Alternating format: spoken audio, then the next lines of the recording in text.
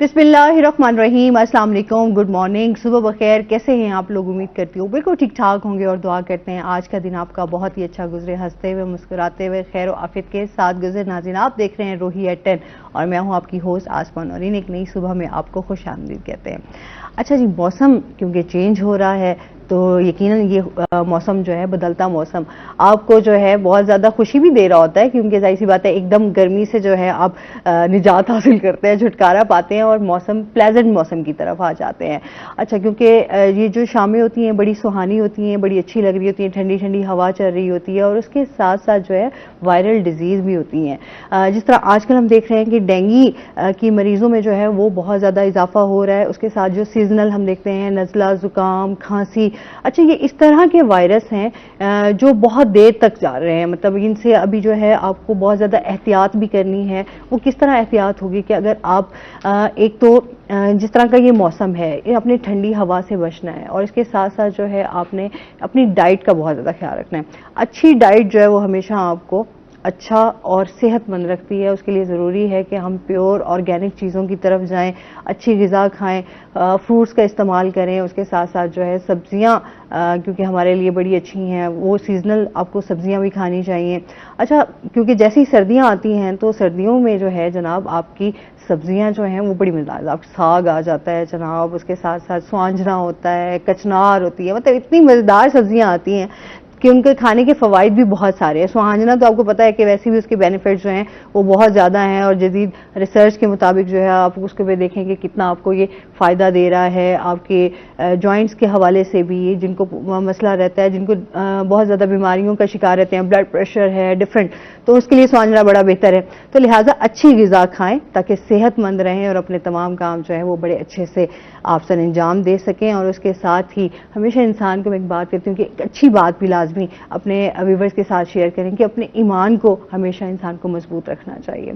आजकल हम देखते हैं जो हमारे बहुत सारे मसाइल हैं वो शायद इसी वजह से हैं कि हम लोग एक तो इस्लाम से भी थोड़ा सा दूर होते जा रहे हैं और उसके साथ ही हमारा जो ईमान है, जो हमारा तवक्कल है, वो बड़ा कम हो जाता है। मायूसी की तरफ जो है हम फौरन चल पड़ते हैं। कोई हमारा काम नहीं हो रहा, कोई हमारी दुआ कबूल नहीं हो रही, कुछ भी इस तरह का हो रहा है तो हम फौरन से ये कहते हैं कि यार बस मायूसी हो गई है। लोग जो है वो ज़्यादा अगर कोई मसाइलों का हल नहीं कर रहा तो वो खुदकशी की तरफ जा रहे होते हैं, डिप्रेशन में जा रहे हैं, एंजाइटी में जा रही हैं। ये तमाम चीज़ें जो हैं वो हमारे पर बुरे तरीके से असर अंदाज हो रही हैं। अपने ईमान को जो है अल्लाह पर भरोसा रखें। जब आप अल्लाह पे भरोसा रखना शुरू कर देंगे तो आपके बहुत सारे मसाइल हल हो जाएंगे। यकीन करें, ये मेरा अपना आजमाया हुआ है कि जब आप अपना कनेक्शन अल्लाह के साथ जोड़ लेते हैं ना तो फिर आप कामयाब हैं। फिर आप भूल जाए कि आपके जितने भी मसाइल हैं वो कौन हल करेगा, कैसे हल करेगा। तमाम चीज़ें जो है अपने वक्त पे और अपने मैं समझती हूँ कि टाइम पे जो है वो तमाम चीज़ें हो जाएंगी इंशाल्लाह। इसी के साथ अपने प्रोग्राम का सिलसिला आगे बढ़ाते हैं। आज हमारे साथ जो गेस्ट मौजूद हैं वो जो है हमारे रूही के रिपोर्टर अली रियाज। अस्सलाम वालेकुम, कैसे हैं आप अली? ठीक ठाक हैं, वेलकम करते हैं अपने शो में आपको। और सर्दियों को वेलकम कर रहे हैं, अच्छा मौसम है। मौसम बदल रहा है, जहाँ एक तरफ हम गर्मी से परेशान थे, मौसम बदल रहा है, लोग नहीं बदल रहे मौसम बदल रहा है, लोग नहीं बदल रहे, रवैये नहीं बदल रहे, हमारे अखलाक नहीं बदल रहे, हमारे ताल्लुकात नहीं बदल रहे और सबसे बड़ी जो चीज़ है कि हम अच्छे इंसान नहीं बन रहे जो कि बहुत ज़रूरी है। और उसके बाद मुसलमान तो फिर उससे आगे का एक मकाम है जिसको हमें पहुंचना चाहिए और इख्तियार भी करना चाहिए। जैसे आप बता रही थी कि अल्लाह पर तवक्कल जो है वो वाकई हम बहुत ज़्यादा हमारा कम होता है। मैं वैसे जो है एक बड़ी अच्छी चीज़ देख रही थी इस टाइम जो है हम गज़ा और इसराइल की भी बात करें, थोड़ी सी फ़लस्तीन के हवाले से मैं लाजमी बात करूँगी कि वहाँ के जो मुसलमान हैं उनके चेहरों पर जो स्माइल है, आप ये देखें, इतना कुछ होने के बाद उनके घर जो हैं वो तबाह बर्बाद हो गए हैं, बहुत सारे प्यारे जो हैं वो शहीद हो चुके हैं, बच्चे बेआसरा हो गए हैं, बेसहारा हो गए हैं, घरों के घर जो हैं वो हम देख रहे हैं कि किस तरह से सफ़र कर रहे हैं। वहाँ पर फैसिलिटीज़ नहीं हैं, लोग भूख से जो है वो बिलक रहे हैं, बच्चे बेचारे, मतलब लेकिन फिर भी जो उनका ईमान है, उनका जो तवक्कुल है, आप यकीन करें कि मतलब इंसान लरज़ जाता है, यार हम तो इतना सा भी नहीं बर्दाश्त करते और लोग मुस्कुरा कर जो है वो उस चीज को बर्दाश्त कर रहे हैं। चंद दिनों में ही अगर आप देखें ना गजा की जो पूरी पट्टी है वहां पर हालात ये हैं कि वो खंडर कसम मंजर पेश कर रहे हैं। कुछ वीडियो जो सोशल मीडिया पर आ रही है, जो news channel international media cover कर रहा है, उनको देखकर ऐसा लगता है कि ये गजा फलस्तीन नहीं बल्कि ये सेकेंड वर्ल्ड वॉर के मनाजिर हैं यूरोप के, जो पोलैंड में हुआ, जो वहाँ पर सिचुएशन थी, या फ्रांस में जो कुछ हुआ था। लेकिन उससे बड़ी जो सबसे बड़ा अलमिया वो ये है कि अब तमाम वो इदारे कहाँ हैं वो जो क्लेम करते थे कि जी जानवरों की भी राइट है, जानवरों को राइट्स मिलने चाहिए। ठीक है, जानवरों को मिलने चाहिए। यहाँ पर हालात क्या हो रहे हैं भाई? यहाँ तो कोई आवाज उठाए, यहाँ तो कोई बोले कि आप देखें ना, हमारा मुसलमान का जैसे बात ईमान, हम तो ईमान अल्लाह ताला पे है। हमारे लिए तो यही है कि अगर जीना है तो अल्लाह ताला के जो बताया गया रास्ते उस पर जीना, अगर मौत भर हक है वो तो आनी आनी। तो मुसलमान इसलिए मुतमईन होता है कि यार हमने क्या ये जिंदगी पूरी रास्ते जिंदगी नहीं गुजारनी यहाँ पर, ये जो जहाँ हम इस दुनिया में आए हुए हैं ये एक इम्तिहान का, हमने वापस जाना है। इसलिए वो पिछले दिनों भी मैं एक वीडियो देखी जिसमें वो इंटरव्यू कर रहा था, एक सोशल मीडिया का रिपोर्टर था, कोई फलस्तीनी वहाँ पर खड़ा हुआ था, तो उससे पूछता है कि इर्द गिर्द क्या वो कहता है शुक्र अल्हम्दुलिल्लाह। मतलब वो रोने के था कि जैसे अभी रो पड़ेगा, लेकिन फिर कहता है शायद यही लिखा हो किस्मत में, शायद यही हो। तो वो एक जो मुतमईन चेहरा था ना, तो वो बड़ा ऐसा लग रहा था कि वो पूरी दुनिया के मुसलमानों को नॉक कर रहा है, उनको बता रहा है या उनके ज़मीरों को झंझोड़ रहा है कि यार हमारे साथ जो हो रहा है वो हो रहा है, क्या तुम लोग जवाब दे पाओगे? कि हम लोग क्या जस्टिफाई करेंगे कि बर्मा से अगर हम देखें, बर्मा में जो कुछ हो रहा है, फिर कश्मीर में जो कुछ हो रहा है, अब फलस्तीन में जो इंसानियत सोच का, ये तो इनको तो कोई, मैं कहता हूँ अल्फाज ही नहीं है कि जो गजा में इस वक्त वहाँ हो रहा है कि छोटे छोटे बच्चे हैं और किस तरह से बिलक रहे हैं और जख्मी हो रहे हैं। कुछ ऐसे बच्चे ऐसे मनाजिर देखने में आते हैं जिसमें माँ जो है स्ट्रेचर पर 4 साल का बच्चा साथ खड़ा हुआ है। मतलब ये क्या है कि अब दुनिया को महसूस नहीं होता कि यार ये क्या आप लोग कर रहे हो? चले ठीक है जी, जो भी कुछ था ठीक है, लेकिन हर चीज का हल ये नहीं होता कि वहाँ के सिविलियंस को नुकसान पहुंचाया जाए, वहाँ की आवाम को नुकसान पहुंचाया जाए। ठीक है, दुनिया में बहुत सारे मसाइल, आर्मेनिया अजरबैजान के डिस्प्यूटेड प्लेसेस हैं, साइप्रस का लेकर टर्की और ग्रीस का इशूज है, दुनिया में सारे डिस्प्यूटेड एरियाज हैं, चल रही हैं मामला। लेकिन कम से कम ये देखना चाहिए कि हम लोग जो लोग इंसान मुसलमान हैं उनको तो एक प्लेटफॉर्म, खासतौर पर सिर्फ मुसलमानों को करना। अब वो इसराइली जो वहाँ के उनके जितने भी सारे उनके जो मिलिट्री स्टेक होल्डर्स कहते हैं ठीक है हमारा जो बदला है सिविलियन से, जो वहाँ पर 22 लाख लोग जो रह रहे हैं उनको वहाँ से भी कैसे 22 लाख कह देना आसान है। और गजा की पट्टी जो छोटी सी पट्टी है वहाँ पर 22 लोग रह रहे हैं, जिसको यूएन की जिम्मे लास्ट रिपोर्ट है उसके मुताबिक कहते हैं कि सबसे ज्यादा hello on the planet earth है। ये दुनिया के ऊपर एक दोजख से मुशाबे जगह, जहाँ पर छोटी जगह जिस तरह फलस्तीनी रह रहे हैं, वहाँ पर उनको एजुकेशन की तो दूर की बात है, वहाँ पर हेल्थ फैसिलिटी नहीं है। और जब से ये सारे मामला चल रहे हैं अब तो उनके पास हॉस्पिटल्स में जगह नहीं है। अब तो देखिए ना हॉस्पिटल्स को वो निशाना बना रहे हैं। बिल्कुल, कितने अभी वो कहते हैं जी आप माइग्रेट कर जाए, कहाँ जाएंगे? अगर चलो अब जब वो माइग्रेट लोग बेचारे बेघर हैं, और आप देखें बॉर्डर पे आप जब देखेंगे आपको उनको जो है उनकी खुराक भी उन तक नहीं पहुंचाने दे रहे हैं, मतलब रोका जा रहा है। और जितना जुल्म किया जा रहा है, मेरे ख्याल में इस जुल्म के खिलाफ हर इंसान को आवाज उठानी चाहिए। ये तो सरासर जो वॉर क्राइम्स है ना, देखें एक जगह पर जहां पर अगर लबनान से शाम से कहीं से भी मुल्क से अगर रिलीफ ट्रक आ रहे हैं उनको को भी निशाना बना रहे हैं, ये कहाँ की इंसानियत है? उसके बाद फिर अगला मरहला ये कि जी माइग्रेट करें, निकले। अच्छा जब निकलते हैं तो बेचारे जब मूव करने की कोशिश करते हैं तो उन पर बमबारी कर दी जाती है इसराइल की तरफ से। तो ये तो वॉर क्राइम्स के भी अगेंस्ट है। ये तो वो चीजें हैं कि चलो आप मुसलमान, फिर आगे फिर एक स्टेट, फिर उसके आगे फिर इंसानियत, फिर ये तो उस सबसे हटकर जंग के कानूनों की भी खिलाफवर्जी है। हमने सिर्फ एक सोशल मीडिया की हद तक नहीं अपने आप को रखना कि हमने आवाज उठा रहे हैं और हम आपके साथ खड़े हैं। आपको ये तो मैं समझती हूँ कि हमारे हुक्मरानों को भी इस पर गौर फिक्र करने की जरूरत है। हमारे ठीक है मसाइल भी चल रहे हैं, लेकिन ये भी एक बहुत बड़ा मसला है कि आपने इस चीज को भी देखना है कि तमाम इसका भी जवाब हमसे पूछा जाएगा कि जब हम जुल्म के खिलाफ अगर आवाज नहीं उठाएंगे। बिल्कुल ऐसा ही है, ये तो हम सबकी जिम्मेदारी, और ये एक सवालिया निशान है इस टाइम तमाम मुसलमानों के लिए कि मुसलमान खामोश क्यों है। क्योंकि हम अगर बाहर के ममालिक में देखें तो वहां पर लोगों ने जिस तरह एहतजाज कर रहे हैं, रैलियां निकाल रहे हैं और जिस तरह फलस्तीन के हक में खड़े हैं, मेरे ख्याल में हम मुसलमानों को तो सबसे पहले खड़े होना चाहिए। हमें तो वहाँ सफ़े अव्वल में पहुंच जाना चाहिए था। मतलब हमें तो ये ऐसा होना चाहिए था कि आप देखें हमारी जो तारीख है, हमारी तारीख क्या है? हमारी तारीख ये है कि सलाउद्दीन अय्यूबी जो 1100 में उन्होंने जब यरूशलेम लिया, बैतुल मक़दस किस तरह से लिया। अच्छा उससे पहले हज़रत उमर के दौर में जो राशिदीन उन्होंने फतवात की, फिर उसके बाद जो तीन बार हमारे पास रहा, उसके बाद फिर जो उस्मानिया खिलाफत में हमारे पास बैतुल मक़दस आया। तो हमारी तो एक तारीख गुजरी है, हमारी तो तारीख ये गुजरी है कि जहाँ कहीं भी किसी पर भी जुल्म होता था तो हम वहाँ पर हम मुसलमान वहाँ पहुँच जाया करते थे उसकी मदद के लिए, जिसको आप ने बशारत दी कि कैसे और किस तरह को तुम लोगों ने पता करना है। इसलिए पता नहीं करना कि हमें वहाँ पर हमने टेरिटोरियल एक्सपेंशन करनी है, कि हमने वहाँ पर अपनी रियासत कायम करनी है, हमने तो वहाँ पर अल्लाह का दीन कायम करने के लिए मुसलमान ने कोशिश करनी थी कि जहाँ पर भी, जहाँ इंसानों को उसके हकूक मिले, मुसलमान को नहीं।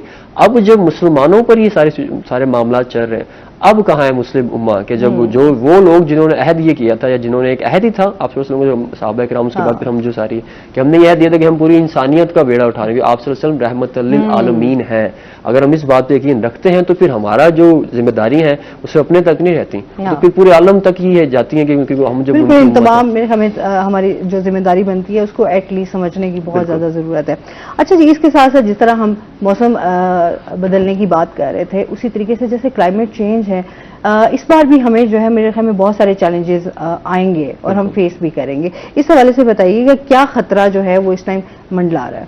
इस पर सबसे बड़ा खतरा तो ये है, जैसे आपको पता है कि मौसम बदलता है तो हमारे यहाँ स्मोक, क्योंकि जब से कहते हैं कि जब हम इंडस्ट्रियलाइजेशन की तरफ से आए, चेंज हमने किया, एग्रीगेरियन से जब हम ज़राअत से हमने ट्रांसफॉर्म इंडस्ट्री में ट्रांसफॉर्म किए, तो कहते हैं ना कि हर चीज़ की कुछ ना कुछ कीमत होती है। तरक्की की भी एक कीमत है जो कि हमने सूरत में अदा की, जो कि दुनिया तो खैर से उसके एक अलग फॉर्म की तरफ जा, लेकिन हम हमारे जो पाकिस्तान और हमारे दीगर जो एशियाई ममालिक है, इवन चाइना में भी खासे इशू है। स्मोक का खासा मसला आपने देखा है, सर उठा रहा है कई अरसे से, और स्मोक का जो मसला है ये, इसको वाकई में हमें एड्रेस करने की ज़रूरत है, और उसके तदारुक के लिए भी करने की ज़रूरत है, क्योंकि ये वो मसला है। मैं अभी पिछले दिनों देखा कि 3 से 4 साल के दौरान अगर हम कुछ स्टैटिस्टिकली इनका एनालिसिस करें तो जो 3 साल के दौरान हमारी एक तो स्मोक बढ़ रही है, फिर हमारा जो एयर क्वालिटी इंडेक्स है वो आप देख लें कि मुल्तान जहां हम बैठे हुए हैं, तो मुल्तान डिवीजन का 170, 200 और 500, 600 तक भी गया है हमारा एयर क्वालिटी इंडेक्स। इसका मतलब ये है कि ये जो इंसानी सेहत के लिए इंतहाई नुकसानदेह है।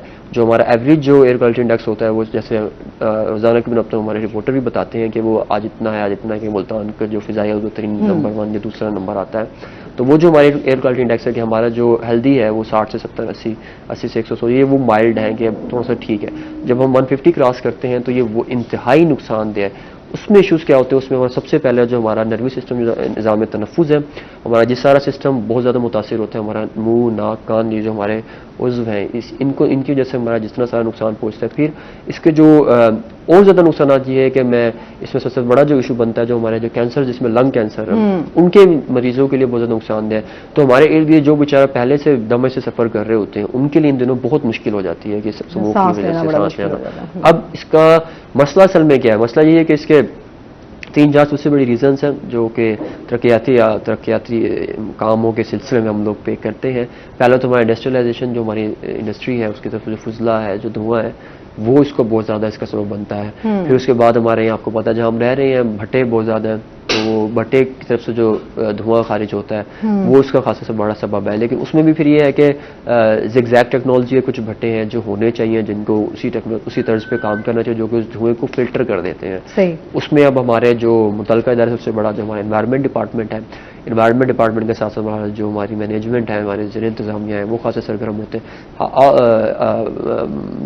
इसके अलावा वैसे गुज़श्ता दिनों में सीएम पंजाब साहब ने भी पिछले दिनों इस पर स्पेसिफिकली मीटिंग भी की और कहा कि स्मोक से बचाव के लिए इक़दाम करेंगे। क्योंकि तीसरी जो बड़ी इसकी रीज़न है वो ये है कि हमारे यहाँ पर जितने भी जो क्योंकि हम एक ज़राई रकबे से ताल्लुक़ है हम सबका, जनूबी पंजाब का, तो यहाँ पर जो फसलों की बाकियात हैं काश्तकार खास तौर पर, जैसे वो जला दे करते हैं, जिसमें हमारी चावल के मुड जिसको बोलते हैं, बाकियात मुड, उनको वो जला देते हैं, जिसकी वजह से बहुत ज़्यादा नुकसान होता है। अब वो उसको जलाने से उसको जलाने के भी पूरी ने एक साइंस है। देखें, उसको जलाने का सबसे बड़ा नुकसान, पहला जो नुकसान है वो ये कि हमारा माहौल स्मोक का सबब बनता है वो।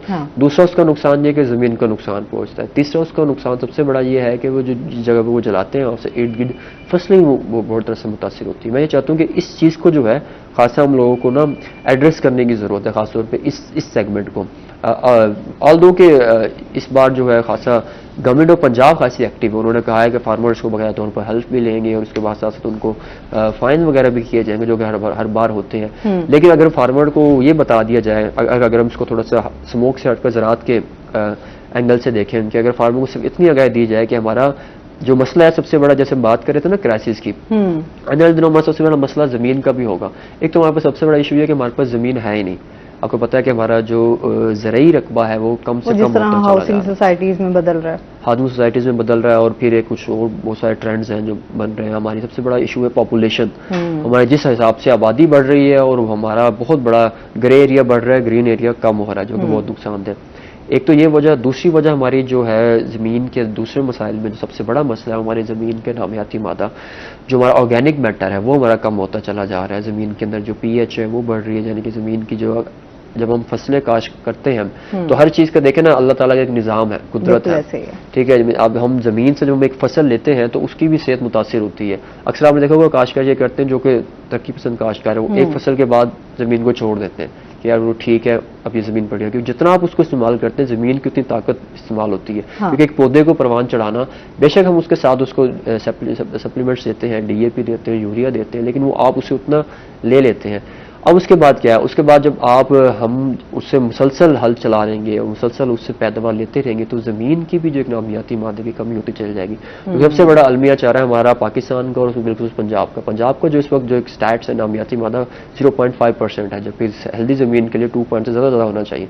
तो अब देख लें कि हम कहाँ हैं। तो ये अगर इसको एड्रेस करें, अगर हम इस एंगल को लेकर चलें कि फार्मर्स जो है उन्हीं बाकियात को रोटावाइड करने ज़मीन में और थोड़े वक्त के लिए रहने दें, तो उससे हमारा सबसे बड़ा इम्पैक्ट ये होगा कि हमारी ज़मीन की ज़रख़ेज़ी में इजाफा होगा।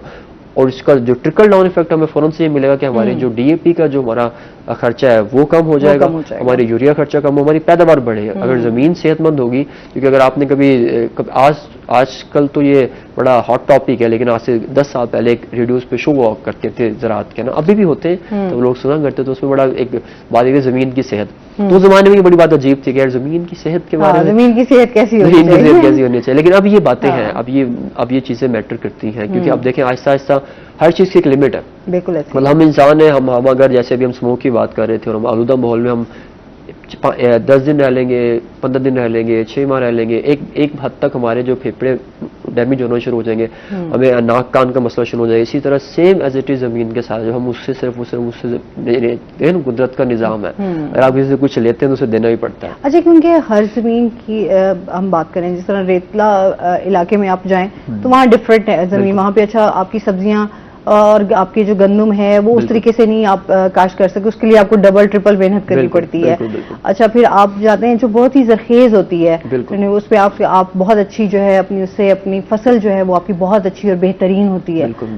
डिफरेंट टाइप्स हैं जमीनों की भी। बड़े सगीर में हमारा खास तौर पर ये बड़े सगीर पाको हिंद और उसके बाद पाकिस्तान में अल्लाह ताला खास चेक कर रहा हूँ मैं कि हमारा जो कहते हैं, हम सुनते थे ना बचपन में कि पाकिस्तान का नहरी निज़ाम दुनिया का बेहतरीन नहरी निज़ाम है, तो वो उससे हमारी ज़मीनों को बहुत फ़ायदा पहुंचा है। जैसे अगर आज से 4000-5000 साल पहले जो सिंध तहजीब थी, आपकी बात काट रही हूँ, नहरी निज़ाम की आपने बात की तो मुझे याद आ गया, हम कितना इस पे बुक्स भी हम पढ़ते थे नहरी निज़ामों पे। अच्छा, आज हम देखते हैं वो जो नहरी निज़ाम थे वो आपके ख़त्म हो रहे हैं उस तरीके से, अब आपकी नहरी निज़ाम उस तरह से नहीं है, अब पानी नहीं है, आपकी नहरें बड़ी कम नजर आती हैं। नहरें से अपने मजे की बात ये सूख चुकी हैं। नहरों से बड़ी मजे की बात ये है कि आपने ये देखें कि अब ये कासमपुर नहर जो हमारी एक लोकल सी नहर थी, ये कितनी बड़ी कैनाल थी। मुझे सुनते हैं बड़ों से कि याद पड़ता है कि यहाँ पर किसी दौर में यहाँ पर साफ पानी हुआ करता था, साफ पानी बहता था। अब वहाँ पर क्या है, सीवरेज का गंदा पानी। अच्छा, अब तो वो गंदा पानी भी ना होने के बराबर है।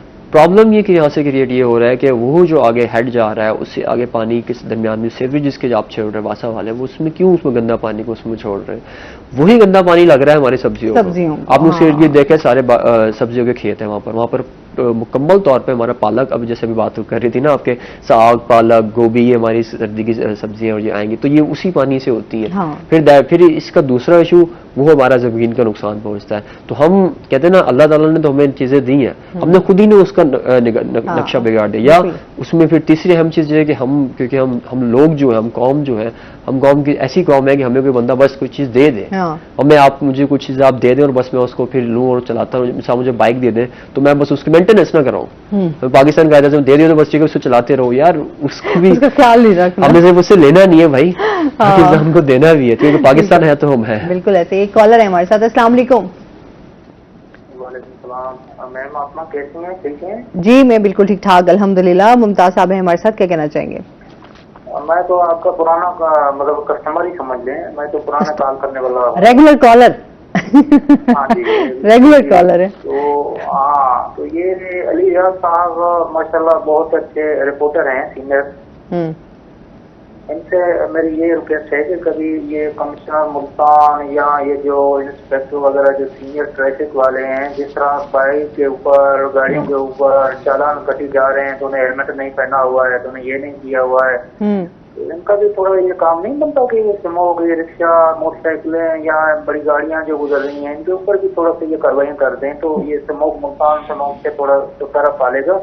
बाकी तो बड़ी बड़ी फैक्ट्रियां तो हम बंद नहीं करवा सकते हैं, लेकिन कम से कम ये तो इन पे भी थोड़ा तवज्जो दें या बंदे को थोड़ी ब्रीफिंग देते रहें, भाई ये चीजें गाड़ी को ठीक करवा लो, मेंटेनेंस करवा लो, इंजन ऑयल चेंज करवा लो, ये धुएं जो निकल रहे हैं, सिर्फ चालान कटी जा रहे हैं, जिस मोड़ से जाएं ये खड़े होते हैं, तो ये लीजिए साथ थोड़ा सा इनसे भी थोड़ा इंटरव्यू कर लें, इनसे भी थोड़ा इनको भी ब्रीफिंग दे दें। मैम आपके क्या ख्याल है? मैंने तो अपने मुख्तार साहब ऐसे इसके ऊपर हमारी बातचीत होती रहती है, हमारे बहुत सारे रिपोर्टर्स हैं जो इसकी बीट से रिलेटेड जो है वो इस पे स्टोरीज भी कर रहे होते हैं और बात भी करते हैं। जी, पॉइंट 4 पर जो मैं बात कर रहा था ना स्मोक के मसाइल की, पॉइंट 4 पर, पॉइंट 4 मेरा यही था कि शहरों में जो हमारी जितनी भी धुआं छोड़ती गाड़ियां ना वो बहुत ज्यादा सबब बनती है। हमारा जो मैं आपको बता था स्बाब स्मोक की लिस्ट, उसमें पॉइंट 4 पे हमने इसी पर ही आना था। अच्छा, क्योंकि हम आए दिन इस पे बात करते हैं, मैं तो हमेशा मैं भी करती हूँ कि जब भी मैं सफर कर रही होती हूँ तो हमने बहुत सारी ऐसी गाड़ियां देखते हैं। हम वीडा बस की मिसाल ले लें, सबसे पहले तो मिसाल उसकी आ जाती है ना कि जिस तरीके से अल्लाह माफी दे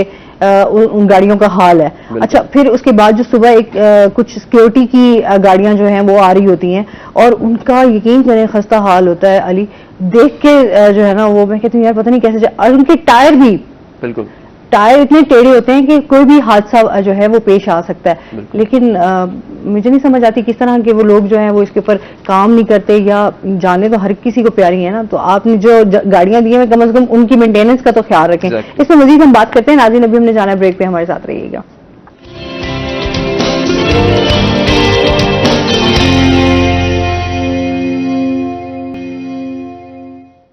वेलकम बैक नाजरीन, रूही 10 में आपको खुश आमदीद कहते हैं। अच्छा, जिस तरह हम बात कर रहे थे कि किस तरह हम अपने माहौल को भी जो है वो बेहतर कर सकते हैं गाड़ियों के हवाले से, स्मोक के हवाले से कि उसको किस तरह कम किया जा सकता है, वो इसी तरह के जब आप अपनी गाड़ियों की मेंटेनेंस का ख्याल रखेंगे, स्पेशली जो इस तरह की बहुत ज़्यादा खस्ता हालत में जो है गाड़ियाँ हैं उनको आप रोकते चलाना, कोई अच्छी गाड़ियां उसकी जगह कर लें कि ताकि जो है माहौल जो है वो आपका बेहतर रहे। पहले इतनी आलूदगी है, लोगों के बहुत ज़्यादा मसाइल हैं, फिर हमारे ट्रैफिक के मसाइल दिन ब दिन बढ़ते जा रहे हैं, फिर हमारे जो रोड्स की सूरत हाल है अल्लाह माफ़ी दे, उसकी वजह से हमारा कितना माहौल जो है वो आलूदा हो रहा है। तो ये बहुत सारी चीज़ें हैं जो मैं समझती हूँ हर शहरी की अपनी कुछ जिम्मेदारियां भी हैं जो शायद हमें भी समझने की ज़रूरत है और हमें सीखने की ज़रूरत है। सबसे अहम बात तो जैसे वो कॉलर भी बता रहे थे ना कि रोड फिटनेस और रोड पे चलती जो बाइकर गाड़ियाँ हैं, तो उसमें ये भी मैं बता रहा था कि हम लोग, मैं अगली बात पे इसी पे आया था कि जो चौथा जो फैक्टर है वो हमारा जो कार्बन इमिशन है, जो हमारे शहरों में जो धुआं छोड़ती गाड़ियाँ हैं, अब उसमें भी दो बड़ी चीज़ें जिनको हमें गौर करना है। जैसे आपने बात किया वीडा की और जो बड़ी ट्रांसपोर्ट है, अब उसमें जो एक तो वो जो पब्लिक ट्रांसपोर्ट्स हैं, जो बड़ी गाड़ी हैं, जो लोगों को सफर में इस्तेमाल होने वाले व्हीकल्स हैं, दूसरी आ जाती है हमारी अपनी पर्सनल मोटरसाइकिलें, रिक्शा और हमारी कारें जो होती चलती सड़कों पर। अब जो बड़ी गाड़ियां जितनी भी हैं जिसमें हमारे ट्रक्स वगैरह भी हो गए, अब इसका बाकायदा तौर पर जो फिटनेस सर्टिफिकेट है ना, फिटनेस सर्टिफिकेट इसी बेस पे मिलता है, किसी भी गाड़ियों को पूरी फिट होती है, जिसमें हमारे जो RTA हर उसमें जिले में और डिवीजन में होती है, रीजनल ट्रांसपोर्ट अथॉरिटी, उस बंदे का काम ही ये होता है, जो सेक्रेटरी ट्रांसपोर्ट अथॉरिटी होता है, रीजनल ट्रांसपोर्ट RTA, उसमें मैंने ये करना होता है कि इस यहाँ पर कितनी गाड़ियाँ हैं उनको लाइसेंसेस जारी करनी होती हैं, और वो लाइसेंसेस में एक कंपोनेंट ये भी होता है फिटनेस सर्टिफिकेट कि उस गाड़ी की कंडीशन कैसी है। अब मसला यहाँ पर हमारा आ जाता है, जो हमारा मोटर व्हीकल एग्जामिनर ऑफिसर है वो किस हद से एक्टिव है। जो मोटर व्हीकल एग्जामिनर है उसने देखना होता है कि जो अड्डों पर जो गाड़ी आ रही हैं, मिसाल के तौर पर वैगन्स जो हैं और हमारी जो बड़ी गाड़ियाँ जो चल रही होती हैं वो किस हद तक वेल मेंटेन है। अगर वो ना हो तो उनके जो प्रॉपर कानून है वो ये कि उनको फाइन करते हैं, उन्हें गाड़ी बंद कर देते हैं। लेकिन हमारे यहाँ आपको पता है इसके ऊपर मुकम्मल अवेयरनेस जो है वो आगाही प्रोग्राम भी साथ साथ चल रहे होते हैं। अच्छा, इस पर मजीद बात करते हैं नाज़रीन, चलते हैं अपने सेगमेंट की तरफ, हेल्थ टिप। अच्छा जी, आज हम बात करने जा रहे हैं जिस फल पर, वो आज हम बात करने जा रहे हैं अंगूर पर। आपको पता है कि अंगूर एक बहुत ही मज़ेदार फल है और तमाम लोगों का एक फेवरेट है। अच्छा, इसके साथ साथ इसके फ़वाइद भी बहुत सारे हैं और इसका जो जायका है वो थोड़ा तुर्श और थोड़ा मीठा होता है। अच्छा, अंगूर में भी इकसाम है बहुत सारी। अच्छा, जिस तरह अभी सीज़न जो है स्टार्ट होता है उसके साथ जो है वो अंगूर आते हैं तो वो डिफरेंट टाइप्स के होते हैं। अच्छा, हर इलाके की अपनी एक खासियत है और उस तरह के अंगूर जो है जब आते हैं उस तरह महंगे भी होते हैं, लेकिन जाहिर सी बात है जी, जिस तरह आप इसमें क्या क्या पाया जाता है वो मैं साथ साथ आपको बताऊंगी कि इसमें आयरन पाया जाता है, इसमें पोटेशियम होता है जनाब, इसमें एंटीऑक्सीडेंट है, जिस तरह ये आपके फाइबर से भरपूर है, ये आपके जिस्म को जिस तरह फ़ायदा देता है। अच्छा, क्योंकि इसकी जो तासीर है वो थोड़ी सर्द है, तो उस हवाले से जो लोग जिनको खांसी है, जिस तरह अभी हम देख रहे हैं कि सीजनल बीमारियां चल रही हैं, तो उसमें उनको एहतियात करनी चाहिए। अंगूर खाएं, लेकिन उस तरह नहीं कि जिनको बहुत ज़्यादा पुरानी खांसी हो, उनके लिए अच्छा नहीं है। अच्छा, जो दमे के मरीज़ हैं उनके लिए उनको भी एहतियात करनी चाहिए अंगूर खाते हुए।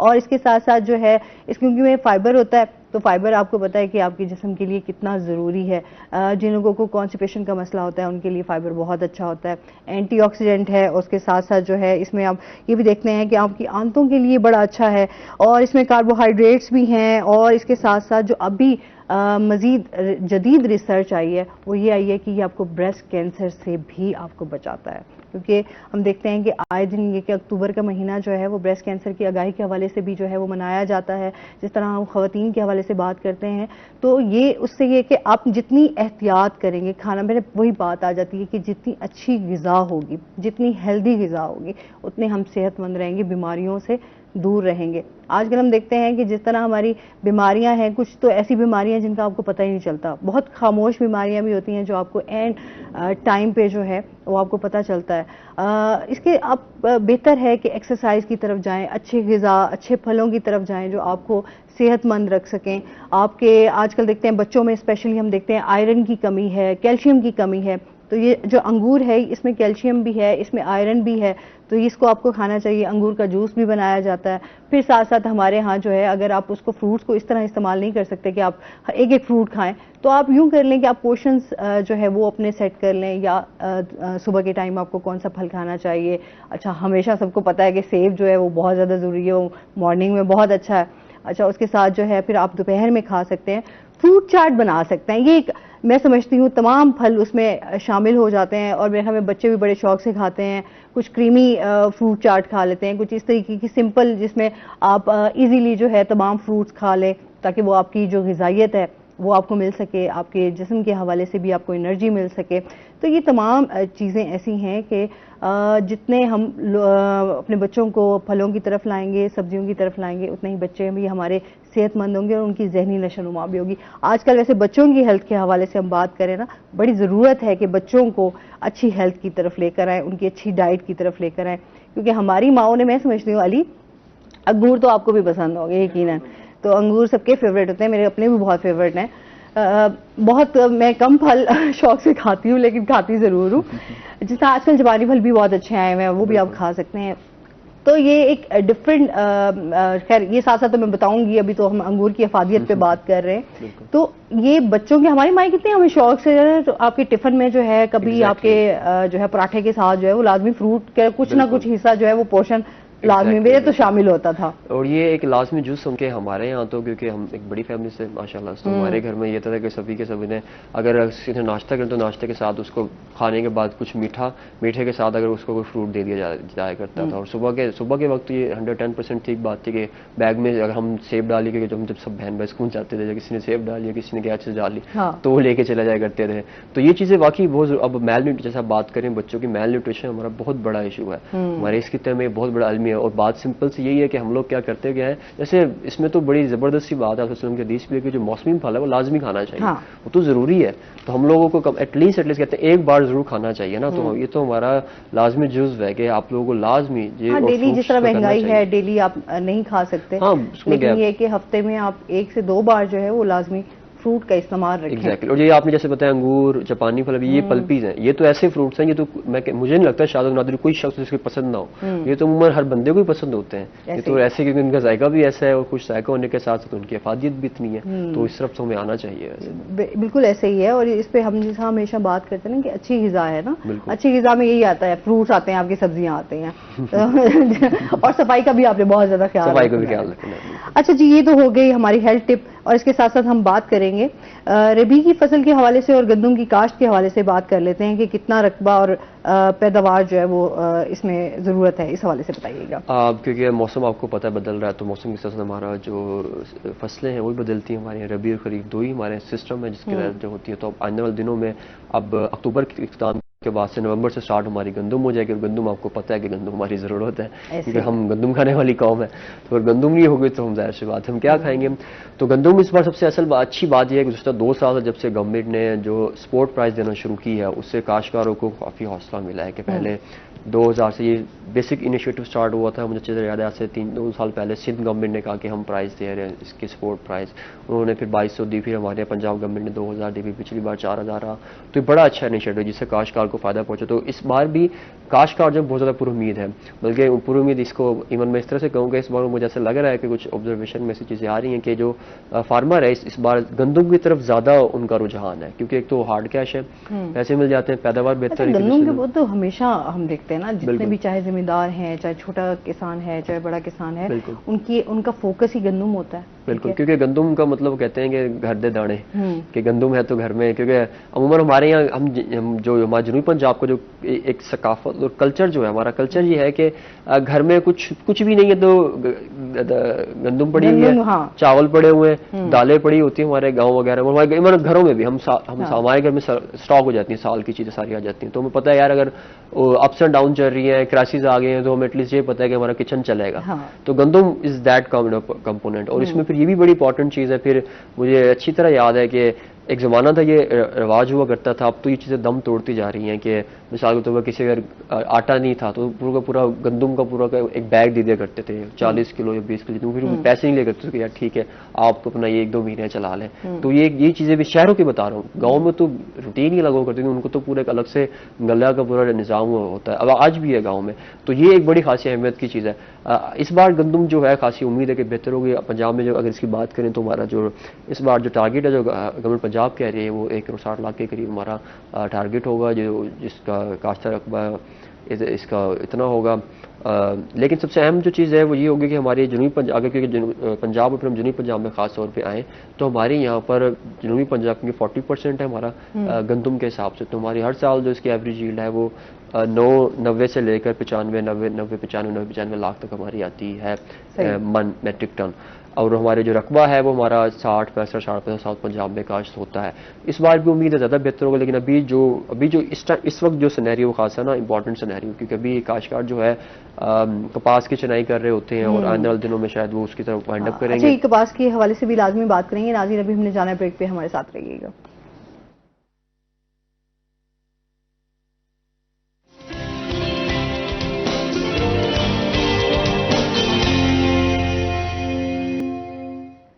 वेलकम बैक नाज़रीन। अच्छा, गंदम के साथ साथ हम बात कर रहे थे कपास के हवाले से भी। अच्छा, ये पिछले दिनों क्योंकि कपास के ऊपर जो है वो काफ़ी बात भी की गई, उसका जो है वो दिन भी सेलिब्रेट किया गया, और उस हवाले से जो है कि किस तरह अभी क्या सूरत हाल चल रही है कपास के हवाले से, क्या इसमें काफ़ी बेहतरी आई है? जिस तरह कह रहे थे कि जी टारगेट अचीव कर लिया गया है। हाँ, टारगेट तो खैर से चीज़ नहीं होता नजर आ रहा, क्योंकि इस बार असल में इस बार सिचुएशन खासी बेहतर थी। देखें, इस बार पहली बार ऐसा था कि जो हुकूमत ने न सिर्फ इनिशिएटिव लिया बल्कि उसके इनिशिएटिव को परवान चढ़ाने के लिए प्रॉपर काम भी किया, ठीक है, जिसमें वज़ीर आला पंजाब का खासा उनको क्रेडिट जाता है कि उन्होंने पर्सनली इस बार कपास पे फोकस किया, क्योंकि कपास है तो फिर हमारी इंडस्ट्री और हमारी मईशत है, ये वो प्रोडक्ट है जो हमारी एक्सपोर्ट्स को बराह रास्त हमारी बढ़ा सकती है, ये हमारी वाहिद वो प्रोडक्ट है। अच्छा, तो उसमें रकबा हमने अच्छे पे काश्त कर लिया था, लेकिन पिछले दिनों आपको पता है कि जो सितंबर जो हमेशा से सितमगर साबित होता है कपास के लिए, तो उसमें इस बार गुलाबी सुंडी की बजाय सफ़ेद मक्खी खासा अटैक हुआ। उसके बाद फिर एक तरह से इमरजेंसी सी नाफिज की गई, उसके बाद स्प्रेज भी किए, जिसमें पाक फौज ने भी अपना हिस्सा डाला और ज़राअत को बचाने के लिए, खासतौर पर कपास को बचाने के लिए हेलीकॉप्टर्स के ज़रिए, ड्रोन्स के ज़रिए स्प्रे वगैरह किए गए। तो कुछ हद तक चीज़ें बेहतर थी, चल रही थी। लेकिन उसके बाद जो था, ज़ाहिर सी बात है, जब एक ओपन इंडस्ट्री है, जो अक्सर मैं बात करता हूँ कि हम इसमें तो कुछ कर नहीं सकते ना, कंट्रोल इन्वायरमेंट तो है नहीं, जो लोगों को मंजूर हो उसमें चीज़ें चल रही होती है। एक हम अपनी मेहनत है और जो हम पूरे तरीके से कर सकते हैं, दूसरा अगर हमें कुछ उसका नतीजा है, वो फल है, वो अलग ज़ात की तरफ से। हम ये है कि उसमें तीसरी चीज़ ये है कि उसमें मैनेजमेंट हम अच्छे तरीके से कर सकते हैं, उसको देखभाल फसल की, तो वहाँ थोड़ा सा चीज़ें बेहतर है, जिससे थोड़ा सा हमें सेटबैक रहा कि हमारी पैदावार थोड़ी सी कम रही, फसल को खासा नुकसान पहुंचा, जैसे ज़्यादा जहाँ पर कपास जैसी काली पड़ गई थी। लेकिन उसके बाद जो गुज़िश्ता दिनों जो मामला चल रहे थे वो ये था कि क्योंकि इंटरनेशनल जो कपास की कीमत खासी कम हो गई है, तो जो स्पोर्ट प्राइस थी वो भी उस पर काश्तकार नहीं खरीद पा रहे थे गंदम की और कपास, क्योंकि क्योंकि मार्केट में हमारा जो मार्केट ट्रेंड है ना वो बड़े कभी कभार ऐसे लगते हैं कि बड़े अजीब हो जाया करते होते हैं। कुछ चीज़ ऐसी होती हैं जो आली मंडी में कम हो रही है तो यहाँ पर ज़्यादा हो जाती है। हमारे यहाँ पर इस तरह की एक हेजमनी वो क्रिएट कर दी जाती है। लेकिन इसके साथ कुछ चीज़ें ऐसी हैं जो बराह देखें, ये हमारा सारा सिस्टम आ जाता है वहाँ पर कि हम लोग हमारी असल में नीयतें क्या हैं, ये हमारी नीयतें वाजे करती हैं कि जैसे कोई चीज़ कम होती है हमें लगता है कि मेरा फ़ायदा है, जो बड़ा इंडस्ट्रियलिस्ट है वो ठीक है मेरा फ़ायदा है वो उसको कम कर। जैसे कपास की कीमत वहाँ कम हुई है क्योंकि जो न्यूयॉर्क कॉटन एक्सचेंज जो है वहाँ पर उसकी जैसे मैंने बताया था रिपोर्ट बनती है और फ्री तोला के हिसाब से कीमत जो है डिसाइड होती है कपास की। तो उस हिसाब से जैसे वो थोड़ी सी कम हुई गुज़श्ता दिनों में तो उसकी जैसे काश्तर खासे परेशान थे, तो जिसमें उसके बाद फिर गवर्नर पंजाब ने खासा इनिशिएटिव लिया। पीसीजे जब वो लास्ट टाइम आए हुए थे उन्होंने कहा कि जी नहीं वो ऐलान करेंगे कि TDCP जो है उसको किरदार अदा करेगी और उसको गंदम कपास की जो कीमत जो अनाउंस की गई है उसी पर ही खरीदेंगे ताकि फार्मर को फायदा पहुंचे।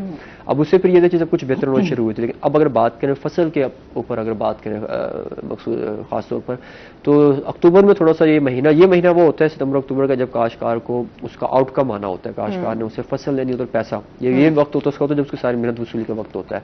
हमारे यहाँ चूंकि जो कुछ चीज़ें बदली हैं, ट्रेंड जो बदले उससे ये हुआ कि हमारी जो अगेती काश्तकार जो फसलों का जो बिजाई का वक्त है ना वो पीछे चलता जा रहा है 2 से 3 माह। आपने देखा होगा आम भी इस बार जल्दी अर्ली स्प्रिंग की तरफ जाएंगे क्योंकि हीट वेव का खतरा रहता है। हाँ। तो आम के साथ साथ दीगर जितनी फसलें वो अगेती की तरफ जा रही हैं। आम के हवाले से हम बात करें तो कितना लोगों को नुकसान इस दफा जो है वो उठाना पड़ा है। बिल्कुल। और लोग बहुत ज्यादा परेशान दिखाई दिए क्योंकि वो चीजें जाहिर सी बात है ओपन इंडस्ट्री तो उसमें कुछ ये तो नहीं जा सकता।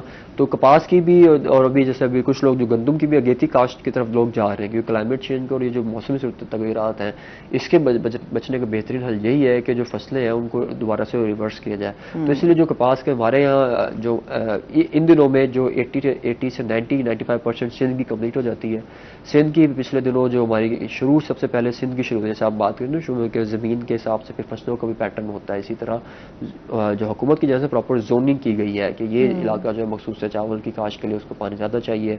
तो अच्छा, क्योंकि इस पे हुकूमत इनिशिएटिव्स भी ले रही थी कि जी तमाम जो किसान हैं वो सोलर सिस्टम पर आए। जाहिर सी बात है जिस तरह बिजली महंगी की गई है और फसलों को पानी की ज़रूरत होती है, तो उस हवाले से जो है कोई इस पे काम किया गया है, कोई किसानों के हवाले से कोई उनको सहूलत दी गई इस है? पर इस हवाले से इनकी स्कीम्स चल रही हैं हुकूमत पंजाब की जानिब से जिसमें वो काश्तकार को सब्सिडी देते हैं जो सोलर सिस्टम पूरा लगाने क्योंकि वैसे तो इनका खर्चा 10 से 12 लाख लग जाता है तो उसको सब्सिडाइज रेट पर उसको सब्सिडी देते हैं। लेकिन उसमें मसला ये है कि जो छोटा काश्तकार है ना असल में वो हमेशा से ही तकलीफ में रह जाता है। वो हमारा जैसे कहते हैं ना हमारा जो शहरों की सोसाइटी में जो हमारे लोअर मिडिल क्लास लोग हैं जो सैलरी वाले हैं जो डेली वेजेस वाले हैं वो फार्मर्स में जो कम्युनिटी में जो छोटा काश्तकार है वो उससे बहुत नुकसान पहुंचाता है क्योंकि उसकी इतनी कैपेसिटी नहीं होती कि वो इन चीज़ों को मैनेज कर सके। अब जिस बंदे की सब्सिडी मिसाल तो 12 लाख की 8 लाख दे तो वो 8 लाख कहाँ से लाएगा या वो 6 लाख कहाँ से लाएगा। खैर उस पर एक प्रॉपर प्लानिंग की ज़रूरत है। लेकिन मसला ये है कि हमारे यहाँ हम लोग बात करते हैं कि हमारे पास मिसाल के तौर पर एक मिसाल है कि हमारे पास मोटरसाइकिल 70 हो और उसमें हम इंजन लगा दें जेट का तो फिर ऐसा नहीं होगा भाई पूरा या तो बाइक को अपग्रेड करना कहें तो फिर पूरा सिस्टम को अपग्रेड करना पड़ेगा। हम फॉरेन की किसी भी चीज़ को अडॉप्ट कर अपने सिस्टम में नथिंग नहीं कर सकते। हमें अपना जो ग्राउंड सिस्टम है पहले उसको बेहतर करना पड़ेगा फिर उसको लेके चलना पड़ेगा। अगर हम जैसे सोलर सिस्टम की बात हो रही है बहुत अच्छा इस पर इनिशिएटिव होना चाहिए लेकिन हम उससे पहले ना ये देख लेना चाहिए कि कहाँ पर क्या क्या जरूरियात है हम उसको उसी तरह से मैनेज करके चलें। और फार्मर्स को बेसिक अगर उसकी ज़मीन के हवाले से और खासतौर पर उसको सिर्फ और सिर्फ अभी फार्मर का मसला क्या है काश्तकार का मसला यह कि जी मुझे सिर्फ 2 काम आप कर दें, उनकी खादें सस्ती कर दें और उनकी सबसे बड़े बात जैसे बिजली की यूनिट्स में कमी है ये कर दी जाए। अगर ये नहीं तो तीसरा उनका जो पानी के जो हम नहरी निज़ाम की बात करें तो ये बेहतर अगर उसको पानी मिल जाए उसको खादें सस्ती मिल जाए उसको जरूरत ही नहीं किसी चीज़ की। सही बात है। और फिर तीसरा जो आ जाती है हमारी फिर उसमें मैकेनाइजेशन भी है उसको लेटेस्ट टेक्नोलॉजी मिलनी चाहिए उसके साथ उसको गाइडेंस मिलनी चाहिए। चलो वो एक बंदा मैनेज कर लेता होता है लेकिन ये जो बेसिक चीज़ें हैं जिस पर कॉम्प्रोमाइज़ नहीं है। अब किसी फसल को अगर जैसे गंदम लगेगी तो उसके लिए उसको DAP चाहिए उस पर कॉम्प्रोमाइज़ नहीं है। वो किसी चीज़ से कॉम्प्रोमाइज़ कर लेगा मिसाल के तौर पर किसी अच्छी मैकेनाइजेशन किसी अच्छे डिस्क बजाय कुछ अच्छा हल्का मुल्का किसी से किराए पर ले गए हल चला लेगा मैनेज कर लेगा लेकिन वो खादों पे कॉम्प्रोमाइज़ नहीं कर सकता क्योंकि उससे पैदावार मुतासिर है। जो पहले जो हमारी कोर जो हमारी बेसिक ज़रूरियात है जो हमारी नब्ज़ जो चल रही है अगर हम उसको पहले हिट करें और उसको एड्रेस कर लें तो मेरे ख्याल से हमारी जो बात की चीज़ है वो भी बेहतर हो जाएगा। अगर हमारा फार्मर को इतना उसको इनकम दे देना मेरा ये माइंड है मैं कि तो इस तरह की पॉलिसी तैयार करनी चाहिए कि आप जैसे जापानीज की कहावत है वो कहते हैं कि किसी को आप मछली ना दें मछली पकड़ना सिखा दें। अगर फार्मर की आप इनकम बढ़ा दें ना जैसे अब महंगाई है मिसाल, हम ये कहते हैं कि महंगाई ओके मुल्क के मसाइल हैं, अब उनके लिए शादियां कर दें, कुछ इस तरह की पॉलिसी बना दें जिसमें उनको उनके लिए भी आसान हो, उनकी फसल के हवाले से भी, और उनकी भी जो मेहनत है, स्पेशली मेहनत, उनके वो सिला जो चाह रहे होते हैं, वो अगर उनको मिल जाएगा तो मेरे ख्याल में हमारे ज़राअत में काफी बेहतरी आ सकती है। अली, बहुत शुक्रिया आपका, बहुत अच्छा लगा आप हमारे शो का हिस्सा बने और ज़राअत पे काफी आपने डिटेल से बताया। इसके साथ ही नाज़रीन, अभी हमने जाना है ब्रेक पे, हमारे साथ रहिएगा। जब हम ब्रेक से वापस आएंगे तो हमारे साथ कुछ और गेस्ट मौजूद होंगे।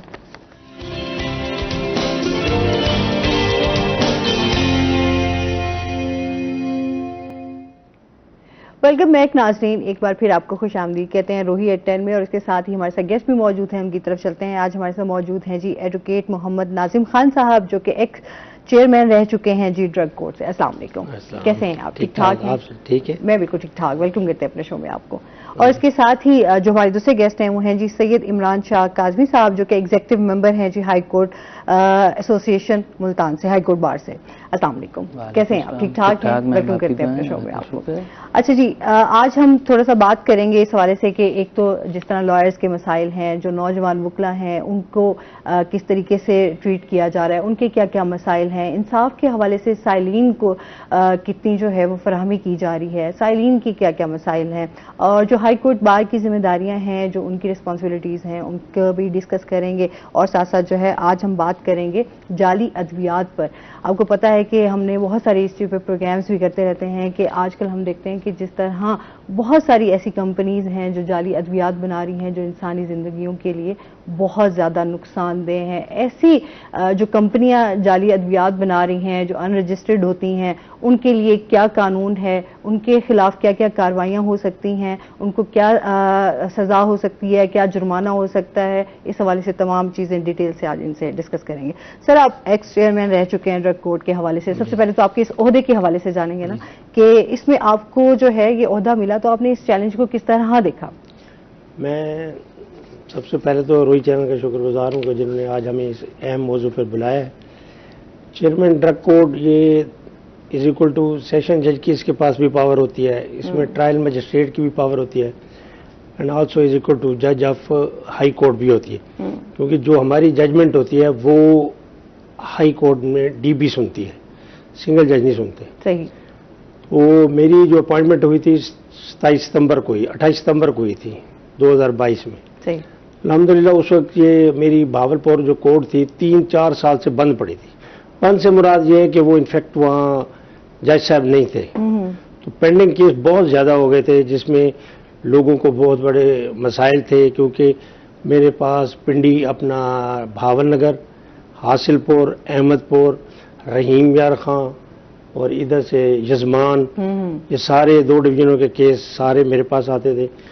और उनकी फिर आसानी के लिए मैंने हर डिवीजन के लिए एक एक डेट बना दी। सही। किसी को मंडे में ले गया कि ताकि वो लोग ही आए, उन्हीं के केस सुने, उनको प्रॉब्लम ना हो, ताकि मैक्सिमम जो अगर किसी को सजा देनी है या उनके फैसले करने हैं तो वो हो जाए।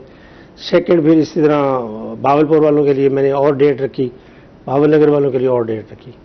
अल्हम्दुलिल्लाह मैंने तकरीबन कोई 1300 केसेस के फैसले कराए हूँ, और जिसमें तकरीबन 13 करोड़ से अबव फाइन भी हुआ है। अच्छा।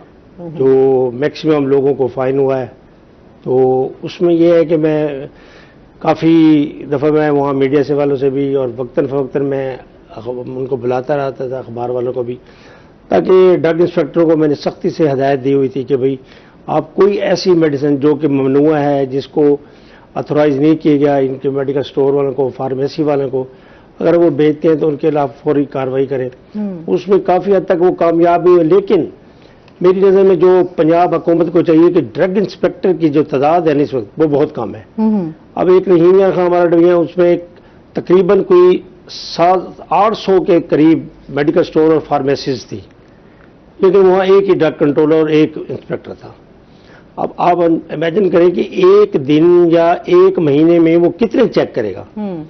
और प्रॉब्लम ये होता है कि वहाँ ज़्यादातर ये अनरजिस्टर्ड जो मेडिसिन होती हैं, एक पेडलर जो है ना, वो जो है ना मैक्सिमम जो पेडलर है ना, वो स्कूलों कॉलेजों के गेट के बाहर जाके साइकिल पे, मोटर बाइक पे वो जाके अनरजिस्टर्ड इंडिया ब्रांड से देखे वो सारी जो है ना वो बेचते थे, बच्चों को ताकि बेच के खराब करने की।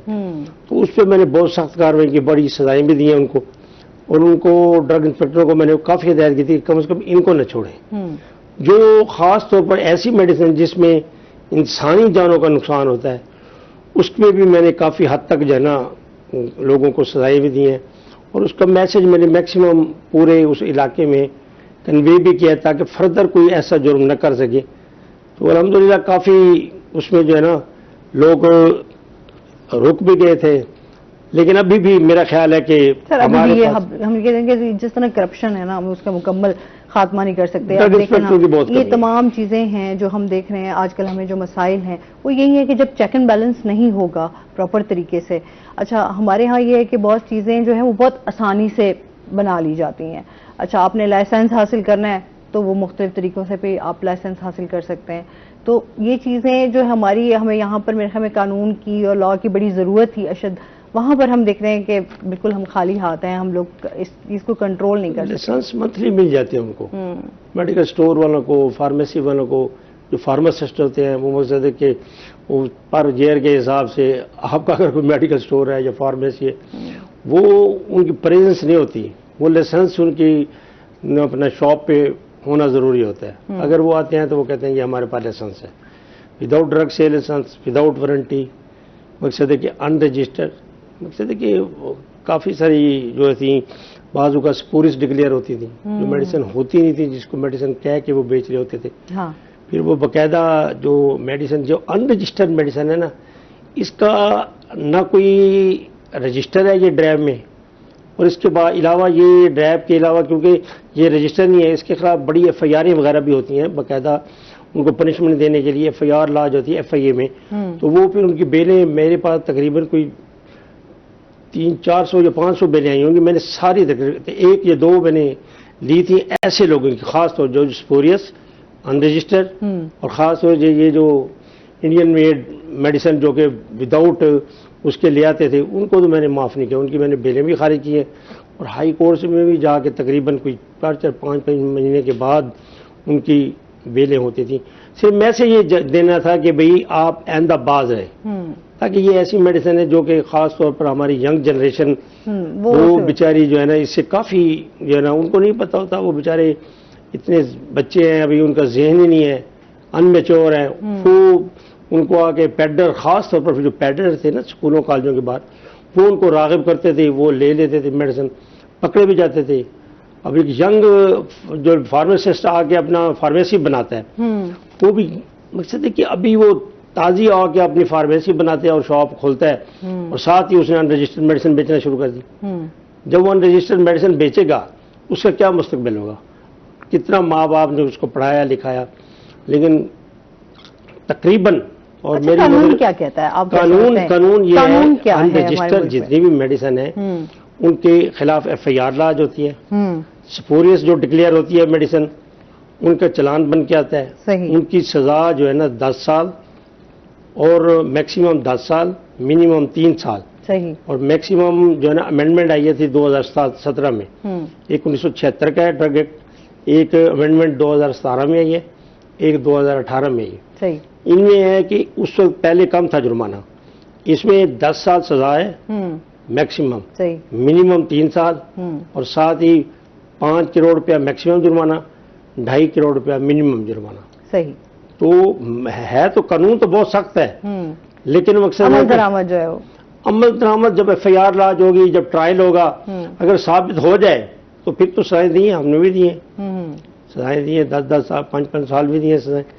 तो सजाएं काटने के बाद सर कोई इस पे असर भी पड़ा है कि लोगों ने उस काम को छोड़ा? कि हमारे यहाँ तो ये होता है कि अच्छा चलो कोई बात नहीं, सजाएं काट ली, पैसा दे दिया, फिर वही काम स्टार्ट है। देखिए मकसद ये होता है कि जो शरीफ अगर एक दफा उसको अगर सजा हो जाती है तो आइंदा तो एहतियात तो करनी चाहिए।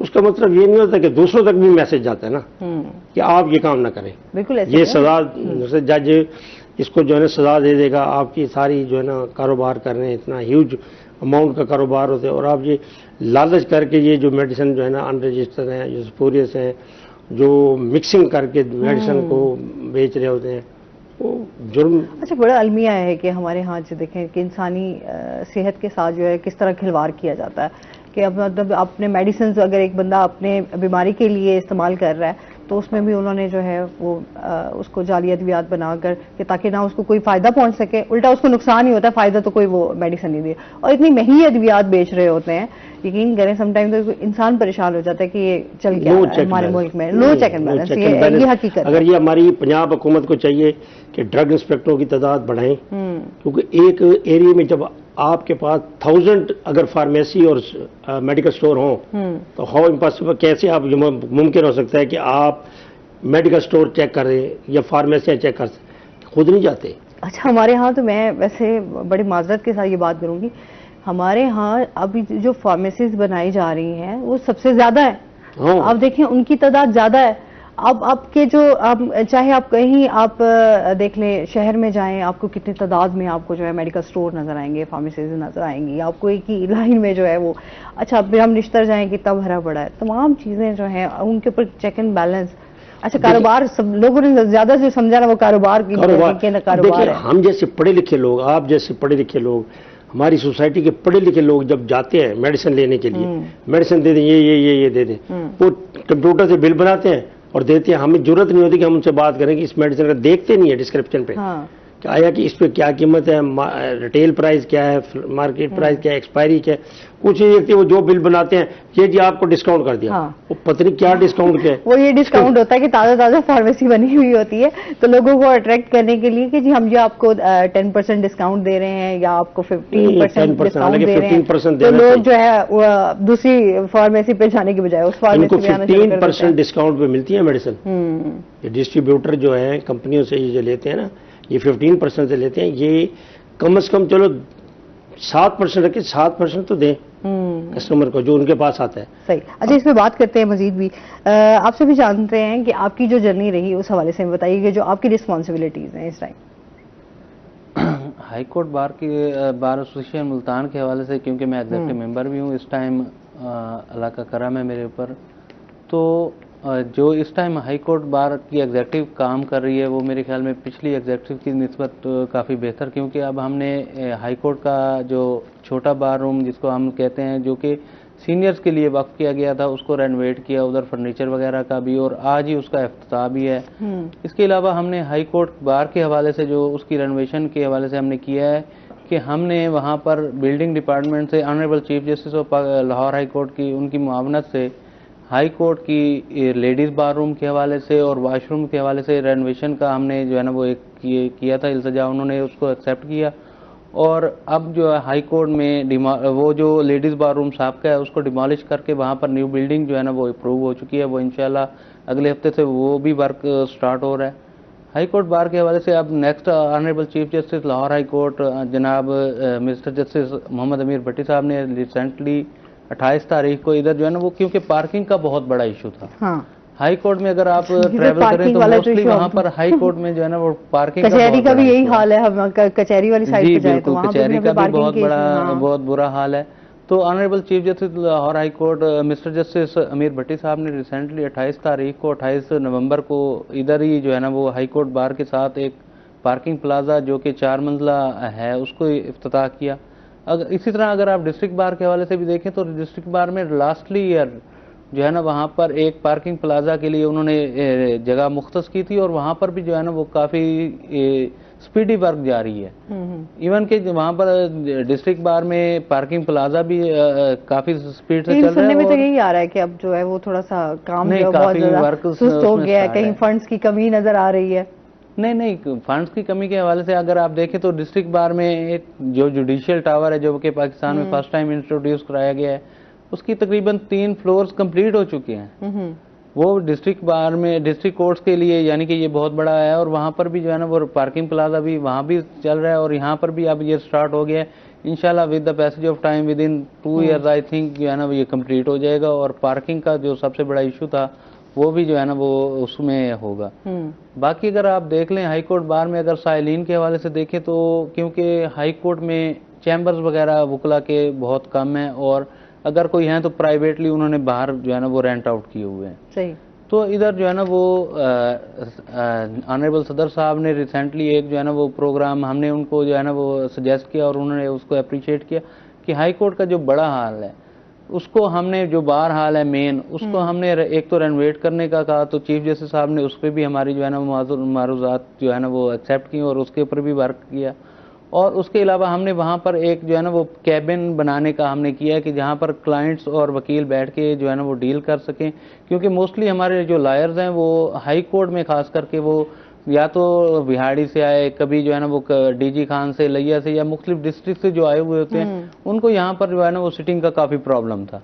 तो हमने उनके सहूलत के लिए ये जो है ना वो एक प्रोग्राम मुतारिफ कराया कि फॉर द वो होगा इस तरह के कैबिन्स को फॉर द टाइम बिंग उनको सेट किया जाएगा, और जब भी बाहर का कोई बड़ा फंक्शन होगा तो हम उसको रिमूव करके अपना फंक्शन भी कंप्लीट कर लेंगे, और जो बाहर के दोस्त आएंगे उनके लिए भी जो कैबिन सिस्टम वो होगा टेम्परेरी बेसिस पे, वो इंशाल्लाह उसको भी हम इंट्रोड्यूस करा रहे हैं। सही। तो मेरे ख्याल में हाई कोर्ट बार इस हवाले से ऑनरेबल सदर साहब और सेक्रेटरी साहब ने बहुत ज्यादा हैं जो आपके जो है वो चल रहे हैं कि उस पे काम हो रहा है बड़ी तेजी से। जी बहुत ठीक है जी। इससे मजीद भी बात करते हैं। नाज़रीन चलते हैं अपने सेगमेंट की तरफ, आज के भाव।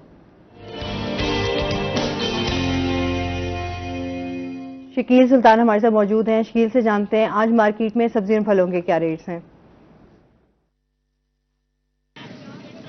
जी बिल्कुल, मुल्तान शहर में आज की सब्जियों और फलों की ताज़ा कीमतों की बात करें तो पेट्रोलियम मसनूआत की कीमतों में कमी होने के बाद भी सब्जियां और फल जो हैं वो सस्ते होते दिखाई नहीं दे रहे।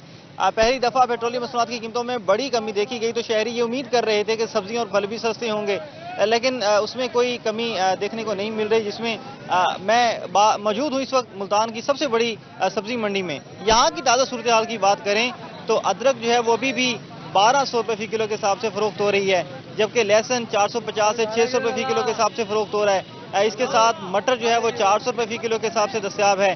सब्ज मिसाला जात की सब्जियां भी महंगे दामों दस्तयाब हैं, जिसमें हरी मिर्च 160 में, प्याज, आलू और टमाटर जो हैं वो 120 से 140 में फरोख्त हो रहे हैं।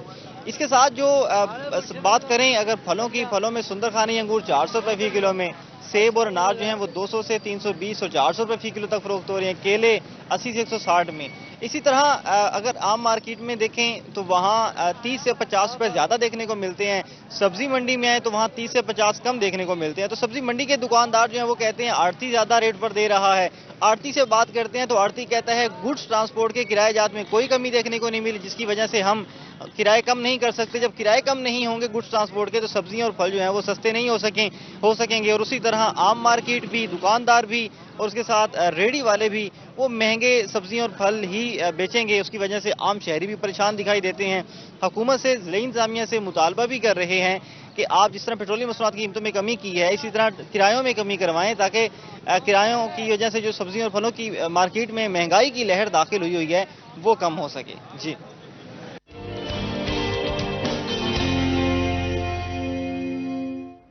बहुत शुक्रिया शकील सुल्तान आपका। अच्छा, जिस तरह हम बात करेंगे जो अनरजिस्टर्ड कंपनियां हैं जो जाली अद्वियात बना रही हैं, आप क्या समझते हैं कि उनको कंट्रोल कैसे किया जा सकता है? नहीं, वो ड्रैप है, उनका लाइसेंस कैंसिल कर सकती हैं अगर कहीं डिटरमिन हो जाता है तो वो उनके पास पावर है। मसले कि अगर अमलन तो मसले उनको बनानी चाहिए। अगर कहीं से वो होते हैं बनाते हैं तो वो ड्रैप, हमारे ड्रैप 2012 का कानून है, उसमें उनका जो है ना लाइसेंस अथॉरिटी होती है वो उसको कैंसिल कर सकते हैं। लाइसेंस अगर कैंसिल हो गया तो वो कंपनी बंद हो सकती है।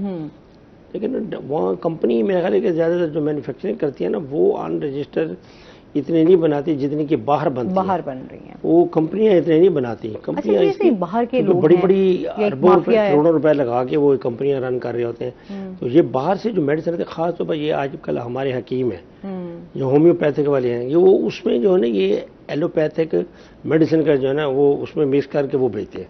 सही। वो कहते हैं कि हम हकीम, उनका अलग लाइसेंस होता है हकीमों का, लेकिन वो उसमें एलोपैथिक इस्तेमाल करके वो उसको बेचते हैं। वो भी गैर कानूनी है, जबकि उनको ये परमिशन नहीं होती। एक मेडिसिन का असर फर्ज गया कि वो 4 दिन बाद या 5 दिन बाद उनकी दवाई से, तो ये यहाँ से एंटीबायोटिक लेके उसमें मिक्स करके दे देते हैं, कैप्सूल में अपनी बना के दे देते हैं। तो वो अगर कोई डिटरमिन हो जाए, वो अगर पकड़ा जाए और उसकी कोई रिपोर्ट आ जाए तो फिर उसके खिलाफ भी उसमें होती है, कार्रवाई होती है। उसको वो फिर एक्शन लेते हैं। ये ड्रग इंस्पेक्टर, ड्रग कंट्रोलर जितने भी हैं वो फिर इनको चालान करते हैं। चालान फिर कोर्ट में आता है, बाकायदा ट्रायल होता है, एविडेंस होती है, फिर उनको सजाएं होती हैं। अगर उनका साबित डिटेल में रिपोर्ट जाती है, बाज़ औक़ात जो मेडिसिन जो है जो इसमें मिक्सिंग होती है, जो स्पूरियस डिक्लेयर होती हैं, अनरजिस्टर्ड डिक्लेयर होती हैं, मकसद है कि उनके अगेंस्ट फिर जो है ना वो फिर जो है ना यहाँ चलान आता है कोर्ट में, तो वो फिर उनका ट्रायल होता है, पूरा एविडेंस रिकॉर्ड होती है, प्रोसिक्यूशन की तरफ से, डिफेंस की तरफ से भी होके फिर आर्गूमेंट्स होने के बाद जो है ना जो भी आफ्टर रिकॉर्डिंग ऑफ एविडेंस अगर उनके खिलाफ मैक्सिमम सबूत ठोस आ गए तो उनकी अगर उन्होंने वायलेशन की है तो उनको सजा मिलती है उसके कानून के मुताबिक। अच्छा, आप नहीं समझते कि पूरा एक माफिया है जो इस पे काम कर रहा है? वो बात आपकी दुरुस्त है, लेकिन बात यह है कि मैंने वो पहले अर्ज किया कि जब तक हमारे पास इस वक्त जो ड्रग इंस्पेक्टर और ड्रग कंट्रोलर है बहुत कम है। इस वक्त कारोबार बहुत बढ़ चुका है। आप देखें कि मुल्तान में खास तौर पर कितनी मेडिकल स्टोर और कितनी फार्मेसी होती हैं। आज देखें लाइनें लगी हुई हैं, वही ना, और इतने लाखों रुपए लगा के वो कारोबार कर रहे हैं, और हर दुकानदार, मैक्सिमम दुकानदार इसमें ये अनरजिस्टर बेच रहे हैं। और लाजमी बात है कि अनरजिस्टर इनके नॉलेज में भी होता है, लेकिन जानबूझ के वो उसको जो है ना वो करते हैं कि इग्नोर करते हैं। उनका मकसद है कि जब तक इनके ऊपर एक और टीम, जैसे वापडा है हमारा, उसके ऊपर एक और टीम होती है, उसके ऊपर एक और टीम होती है, ये इस तरह अगर हो ना तो फिर उसमें जो है ना ये इनको भी डर होगा कि भाई मकसद है कि हमारे ऊपर कोई और ना आ जाए। तो ये मकसद है कि, लेकिन वो अकेला आदमी जो इतनी बड़े एरिया उसको नोटिफाइड किया होता है तो वो कहाँ चेक कर सकता है?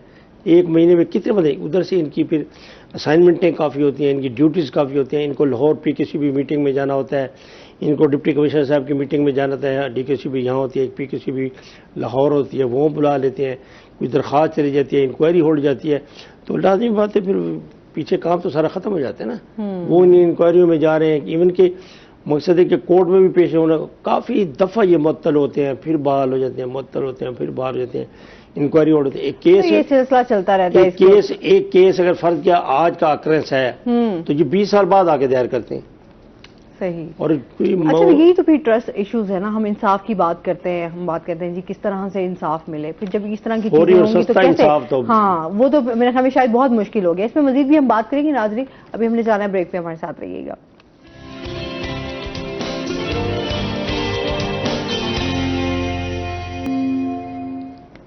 वेलकम बैक नाज़रीन, रूही एटन में एक बार फिर आपको खुश आमदीद कहते हैं। अच्छा, आपने बहुत ही कम उम्री में जो है वो सुप्रीम कोर्ट का लाइसेंस हासिल किया, इस हवाले से भी थोड़ा सा हमें बताइएगा कि मैं किस तरह का ये प्रोसीजर है, जो हमारे यंग लॉयर्स हैं वो किस तरह हासिल कर सकते हैं? जी मैम, अल्हम्दुलिल्लाह, अल्लाह ताला करम हुआ, वालिदैन और उस्ताज़ा की दुआएं, खास करके ख्वाजा कैसर भट्ट साहब और कमरुज़्ज़मान भट्ट साहब मेरे सीनियर हैं, उनकी दुआएं और उनकी रहनुमाई से ये अचीव हुआ। बेसिकली जो सुप्रीम कोर्ट की लाइसेंस के लिए रिक्वायरमेंट्स हैं उसकी 3 स्टेजेस हैं। फर्स्ट ऑफ ऑल आपको हाई कोर्ट जो मुतलका आपकी है वहाँ से फिटनेस सर्टिफिकेट देना होता है। वो ये चीज़ रिकमेंड करते हैं कि क्या ये वकील सुप्रीम कोर्ट में पेश होने के लिए इसका फिट है और इसमें किसी किस्म की कोई जो है ना वो ना हो। वो फिटनेस सर्टिफिकेट लेने के बाद दोबारा हमारी जो है ना वो फाइलें रिकम्पाइल हो के पाकिस्तान बार कौंसिल हो जाती हैं।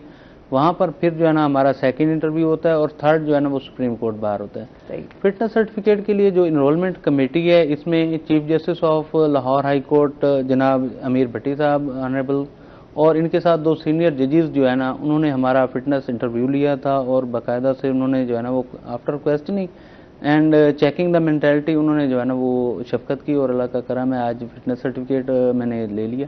इसके बाद इन फाइलों को रिकम्पाइल करके हमने उसके साथ फिटनेस सर्टिफिकेट जो कि issued by the high court है वो हमने उसको अटैच करके दोबारा फाइलों को भेजना है पाकिस्तान बार कौंसिल में, जहाँ पर हमारा इन फ्यूचर जो है ना वो दोबारा इंटरव्यू होगा जो कि chief justice of Pakistan along with Pakistan bar council member होंगे और 2 सीनियर जजेस ऑफ सुप्रीम कोर्ट वो दोबारा हमसे इंटरव्यू करेंगे और उसके बाद वो हमें दोबारा जो है ना वो इंशाल्लाह हो जाएगा। तो इसका जो बेसिक इसमें रिक्वायरमेंट्स हैं वो आपके जो है ना वो 7 इयर्स हाई कोर्ट स्टैंडिंग होनी चाहिए और 15 जजमेंट्स जो है ना वो इसमें जो है ना वो रिक्वायर्ड की गई हैं जो कि जजमेंट्स हों जिसमें bail harassment petition disposed of cases और इन चीज़ों को एक्सक्लूड किया गया है। सही। जो कि जैसे कि आपकी जो है ना क्रिमिनल अपील्स हो गई, सिविल रिविजन्स हो गई, जिनमें फाइनल आपकी जो है ना वो जजमेंट्स आ जाएं, उन चीज़ों को जो है ना वो रिकमेंड किया गया। लास्टली ये जो है ना वो 20 केसेस था, और जो हाई कोर्ट के लिए, सुप्रीम कोर्ट के लिए जो 10 ईयर्स उसकी यही थी। अब इसको रिड्यूस किया गया है और इसको 7 ईयर्स किया गया है। अल्लाह ताला का करम है कि एज सुन एज पॉसिबल जो मेरा था वो अल्लाह ताला ने करम कर दिया और हो गया। अब नौजवान वकला के हवाले से अगर आप देखें तो नौजवान वकला को स्ट्रगल करनी चाहिए। अगर वो स्ट्रगल करेंगे, और सबसे पहले तो हमें अपने असातिज़ा और सीनियर्स का अदब करना वो हमें आना चाहिए। उसके बाद हमें जब भी हम कोर्ट में अपेयर हों तो कम से कम हमें अपने केसेस का जो है ना वो उसके हवाले से हमें प्रिपरेशन करके और जाना चाहिए। विदाउट प्रिपरेशन अगर हम जाते हैं तो वो काफ़ी डिफ़िकल्टी होती है। सही। वो हमें कोर्ट में खुद भी जो है ना वो फील होता है कि हमें जो है ना इस पॉइंट पे भी जो है ना स्ट्रगल करनी चाहिए थी। खास करके जो दोस्त हाई कोर्ट की प्रैक्टिस करते हैं उनके पास टाइम नहीं होता कि वो दिन में आकर अपने केसेस को तैयार करें। उनके पास टाइम ही वो नाइट टाइम है अपना, जो है ना वो रात को केस तैयार करके सोएंगे तो सुबह जैसे ही कोर्ट में कॉल होगा तो वो विदाउट एनी हेजिटेशन अपने केस को रिप्रेजेंट बेहतर तरीके से कर सकते हैं। अच्छा, इसमें हमने देखा कि नौजवान वकला का ज़्यादा जो मोस्टली हमने देखा वो यही कहते हैं कि हमें अर्निंग के हवाले से जो है उस तरीके से हमें नहीं, कि हमारे जो अखराजात हैं वो हमारे उस तरीके से पूरे नहीं होते। अच्छा, हमें केसेस नहीं दिए जाते उस तरीके से। सम टाइम ये होता है कि बहुत सारे नौजवान वकला की ये भी शिकायत होती हैं कि हमारे जो सीनियर्स हैं वो हमें उस तरीके से जो है वो ट्रीट नहीं करते। कितनी सच्चाई है इसमें? मैम, फर्स्ट ऑफ ऑल तो गुजारिश ये है कि जब भी कोई आफ्टर गेटिंग द लाइसेंस कोई भी बंदा कंप्लीट नहीं होता, उसको स्ट्रगल करनी पड़ती है। सीखना पड़ता है। मैं तो ये समझती हूँ आप जितना सीखें उतना कम है। उतना कम है। ये तो एक समंदर है जो लॉ की जो डिग्री है, इसमें जो है ना वो यूँ समझे कि ये समंदर में आप कूद पड़े और अभी हम एक जरे पे भी नहीं पहुँचे।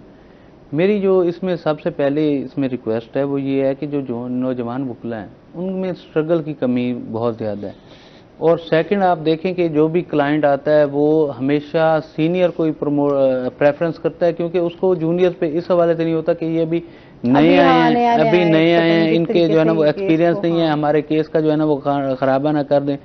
मुझे जो सबसे बड़ा एजू है, मैं उस चीज़ को अप्रिशिएट करता हूँ ख्वाजा कैसर भट्ट साहब को, कि मैं उनकी सीट पे जब था तो मैं उनके केसेस में खुद जाके पेश हो जाता था। कभी उन्होंने हेजिटेशन नहीं की, चाहे वो इधर साइड गया हो, हमारे हक में गया हो, चाहे दूसरी साइड पे भी गया हो, लेकिन उन्होंने कभी भी जो है ना मुझे उसमें जो है ना वो उन्होंने नहीं किया। और मैंने तो ऐसे सीनियर मुझे मिले हैं कि जो हमें प्रमोट करते रहे, और उन्हीं की प्रमोशन की वजह से आज हम इस स्टेज पे मैं पहुंचा हूं। मैं अच्छा, बेहतरीन मैं समझती हूँ उस्ताद भी वही होता है जो अपनी स्किल्स जो है वो अपने स्टूडेंट्स तक लाजमी पहुंचाए, तो तभी चीज़ें जो है वो बेहतरी की तरफ भी जाती हैं। इल्म जितना आप बांटेंगे उतने ही आपके उसमें आगे निखार पैदा होगा और उसी उस्ताद का नाम भी तो बनेगा जिस तरह आज आप उनको अप्रिशिएट कर रहे हैं। हमारे से कॉलर है जी, अस्सलाम वालेकुम। बिल्कुल ठीक ठाक। ऑन साहब हमारे साथ मौजूद हैं, बड़े अरसे बाद आए हैं आज आप। जी, मैं थोड़ा मसरूफ था बेटा, इसलिए नहीं आ सका। अच्छा, तो मेरा आज वकील साहब सवाल है जी जी, कि आजकल के वकला जो है वो क्यों मेहनत नहीं करते, स्टडी नहीं करते ताकि लोगों को जल्द इंसाफ मिले। वकला कई कई साल जो है वो लोगों को कोर्ट के धक्के खिलवाते हैं। देखे मुल्तान की तारीख में देखे, सरदार अब्दुल जब्बार एडवोकेट, शहजादा फारूक एडवोकेट, मोहम्मद बशीर खान साहब, जफर खान मक्सी, बड़े नाम हैं। ये लोगों को फौरी इंसाफ दिलाने के लिए मेहनत करते थे, पढ़ते थे। मादरत के साथ आजकल के वकला जो है वो तो मिसल भी अदालत में जाके देखते हैं, तैयारी के साथ अदालत में नहीं जाते, और तालीम कई कई साल तक अदालतों के धक्के खाते हैं, पेशियों पर पेशियां होती है। आखिर क्यों रहता है? नौजवान वकला क्यों नहीं मेहनत करते? ठीक है जी, बहुत शुक्रिया आपका कॉल करने का। और अभी हम इसी तरफ आ भी रहे थे कि जाहिर सी बात है इंसाफ के हवाले से बात हो रही थी कि लोगों के बड़े शिकायत हैं। ये हम देखते हैं केसेस जो हैं वो कितने हमारे जो है वो नस्ल दर नस्ल जो है वो चलते रहते हैं और लोग जो है वो आते रहते हैं। अच्छा, फिर सम टाइम तो ये होता है कि पेशियाँ पड़ रही होती हैं, लोग दूर दराज से आए हुए होते हैं, उनको बड़ी मुश्किलात का सामना होता है। उसके साथ साथ यहाँ पर जिस तरह फैसिलिटीज़ की भी बात करें वो भी मुयसर नहीं होती, स्पेशली ख़वातीन के हवाले से भी, जो हमारे फैमिली कोर्ट्स हैं वहाँ पर भी। मैम, इसमें गुजारिश ये है कि अगर इस हवाले से अगर देखें तो सबसे पहले जो इशू आता है वो है जुडिशरी की कमी। अगर हम मुल्तान डिस्ट्रिक्ट बार का हाल देखें तो आप मेरे से बेहतर शायद आपने विजिट किया हो, तो वो जहाँ पर एलमत बैठते थे अब वहाँ पर भी जजेस बैठे हैं और मुल्तान की रिक्वायरमेंट के मुताबिक अभी भी जज जो है ना वो मुल्तान में डिप्यूट नहीं हो सके। अब आप देखें कि मुल्तान के हवाले से अगर बात करें तो मुल्तान की आबादी मेरे ख्याल में विद इन 20 ईयर्स जो है ना वो डबल से भी मैक्सिमम हो गई है, तो बढ़ रही है बहुत ज्यादा। और जैसे ही आबादी बढ़ती है तो लिटिगेशन में भी इजाफा होता है और मसाइल मजीद भी इन्हांस होते हैं। तो जो जुडिशरी की कमी है, खास करके अगर आप डिस्ट्रिक्ट बार में भी देखें और हाई कोर्ट में भी देखें कि अगर लाहौर हाई कोर्ट की बात करें तो इस टाइम जो वर्किंग जजेस हैं, ऑनरेबल जजेस, तो वो 40 हैं, जबकि वहां पर केसेस की पेंडेंसी बहुत ज्यादा है। और इस टाइम जो रिक्वायरमेंट ऑफ जजेस है हाई कोर्ट के हवाले से वो 60 जजेस की है। अभी तक जो है ना वो एलिवेशन का कोई जो है ना वो नहीं हुआ। हम जजेस के हवाले से हमेशा हमारे प्रोग्राम में यही बात होती है। आज मुझे भी यहाँ पर 1.5 साल हो रहा है, मैं यही सुन रही हूँ कि जजेस की तादाद में इजाफा होना चाहिए लेकिन नहीं हो पा रहा। क्या रीजन आ रही हैं? उसकी वजह यह है कि हाई कोर्ट में अब जो रिक्वायरमेंट हाई कोर्ट के जजेस की अगर आप देखें तो वो 45 इयर्स ऑफ एज के जो है ना वो एडवोकेट जो कि हाई कोर्ट में प्रैक्टिस कर चुके हों वो एलिवेट हो सकते हैं। अब उसमें बेसिकली जो एलिवेशन होती है तो विद इन 20 ईयर्स जो है ना वो उनकी आ जाती है एज ऑफ रिटायरमेंट, या वो एज रिटायरमेंट की तरफ चले जाते हैं, या सुप्रीम कोर्ट में जो है ना वो इनकी प्रमोशन या एलिवेशन हो जाती है। तो इस वजह से जो है ना वो जो जजेस हैं वो टाइम टू टाइम वो जो रिटायर हो रहे होते हैं उनकी जगह पे जो नए जजेस आने होते हैं वो उनकी एलिवेशन स्टॉप हो जाती है। सही। वो उस वजह से अगर आप आजकल का हालात देखें तो मैंने ये भी देखा है इस टाइम तक कि हमने 5 बजे तक हाई कोर्ट भी किए हैं, केसेस किए हैं हाई कोर्ट में, जबकि हाई कोर्ट का टाइम 2:30 बजे तक है। और वो जजेस की मेहरबानी है कि वो इतना बर्डन अपने ऊपर लेते हैं कि 5 बजे तक भी जो है ना वो सुबह 9 बजे से बैठते हैं और 5 बजे तक वो उस दिन के केसेस करते हैं। और उसके बाद उन जो केसेस उन्होंने डिसाइड किए हैं उनकी डिक्टेशन भी देनी है। उसके बाद उन्होंने नेक्स्ट डे के केसेस को भी पढ़ना है। मैंने तो ये हाई कोर्ट में देखा कि रात के 12-12, 1-1 बजे तक जज वर्किंग में मैंने देखे हैं। और मैं तो समझता हूँ कि मैं भी आप बैठा हूँ तो मैं अपने 2, 3, 4 जो भी नेक्स्ट डे के केसेस या एक भी केस हो मैं उसको तैयारी करके तकरीबन 20 मिनट आधा घंटे में अपने ऑफिस को क्लोज कर सकता हूँ। लेकिन हाई कोर्ट के जजेस की जो है मैं उसको अप्रिशिएट करूंगा कि वो अपनी स्ट्रगल तो फुल कर रहे हैं, लेकिन उसके बावजूद भी उनकी जो केसेस की पेंडेंसी है वो बहुत ज्यादा है और उनके ऊपर बहुत ज्यादा बर्डन होता है। क्योंकि ईच एंड एवरी केस जो हाई कोर्ट में आता है उसमें लॉ पॉइंट भी डिस्कस होना है, उसमें फैक्चुअल पॉइंट भी डिस्कस होना है और हर चीज को देखकर जज ने जो है ना वो पार्टीज के लिए इंसाफ की कोशिश करनी है, अपनी मैक्सिमम के जो है ना जो भी राइट पे उसको दें। और सर आप भी है, आपसे भी इस हवाले से जानना चाहूँगी क्योंकि साइलिन के हवाले से बहुत ज़्यादा मुश्किलात भी हैं, क्यों नहीं इंसाफ मिल रहा है? इंसाफ के ऊपर भी हम बात करें तो लोगों का ट्रस्ट जो है वो ख़त्म होता जा रहा है। लोग जाहिर सी बात है जितने मसाइल हैं वो अदालतों का ही रुख करते हैं कि अच्छा जी यहाँ पर जाएंगे तो हमारी सुनवाई की होगी, फ़ौरन हमें कोई इंसाफ मिलेगा। जो मजलूम है हम तो ये देखते हैं जो मजलूम है कानून तो सिर्फ उन्हीं के लिए है। नहीं, इसमें ये मैं गुजारिश करूँ कि एक्चुअली एक है हमारा कानून सिविल, एक है फौजदारी। ठीक है, अच्छा इस पे मजीद हम डिस्कशन करते हैं नाज़रीन। अभी हमने जाना है ब्रेक में, हमारे साथ रहिएगा।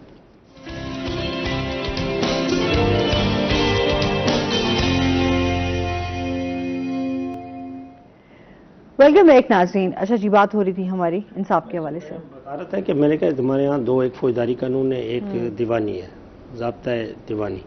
अब सिविल में ख़ास तौर पर केस लंबा क्यों होता है? एक सूट फाइल होता है, उसमें अगर आप 50 आदमी को फरीक बना देते हैं, 20 को बनाते हैं, उसके संबंध, लिफाफा, रजिस्ट्री, और हर जज के पास डेली के तकरीबन 100 केस लगे होते हैं।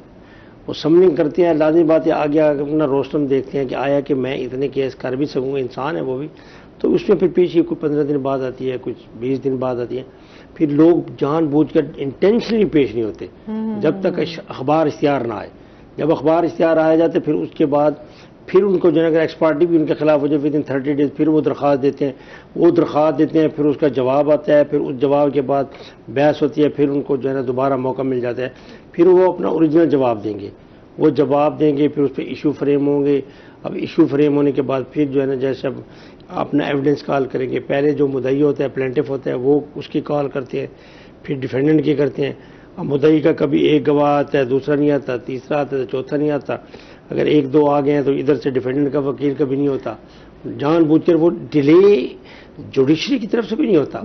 हम हमारे जो क्लाइंट होते हैं ना उनके भी होते हैं, वो जानबूझ के लंबा करते हैं। अब मुझे एक स्टे मिल गया है, मेरी मैक्सिमम कोशिश होगी कि मैं उस स्टे को लिंगर ऑन करूं, और मुझे पता है मेरा स्टे खारिज हो जाएगा। उस स्टे की वजह से वो मैक्सिमम कोशिश करते हैं उधर से वैसे क्या डिफेंड, फिर एविडेंस में बड़ा टाइम लगता है। अगर फर्ज के आप 2 गवाह भी लिखते हैं ना, तो 2 गवाहों के फिर जरा भी होनी है, क्रॉस एग्जामिनेशन भी होना था। अगर 1 या 2 गवाह लिखे तो मेरे ख्याल 2 घंटे तो मामूली बात है, 1 के 2 गवाहों पे 2 घंटे गए, अब बाकी 3 गवाह भी खड़े हैं, वो कहाँ रिकॉर्ड हो सके।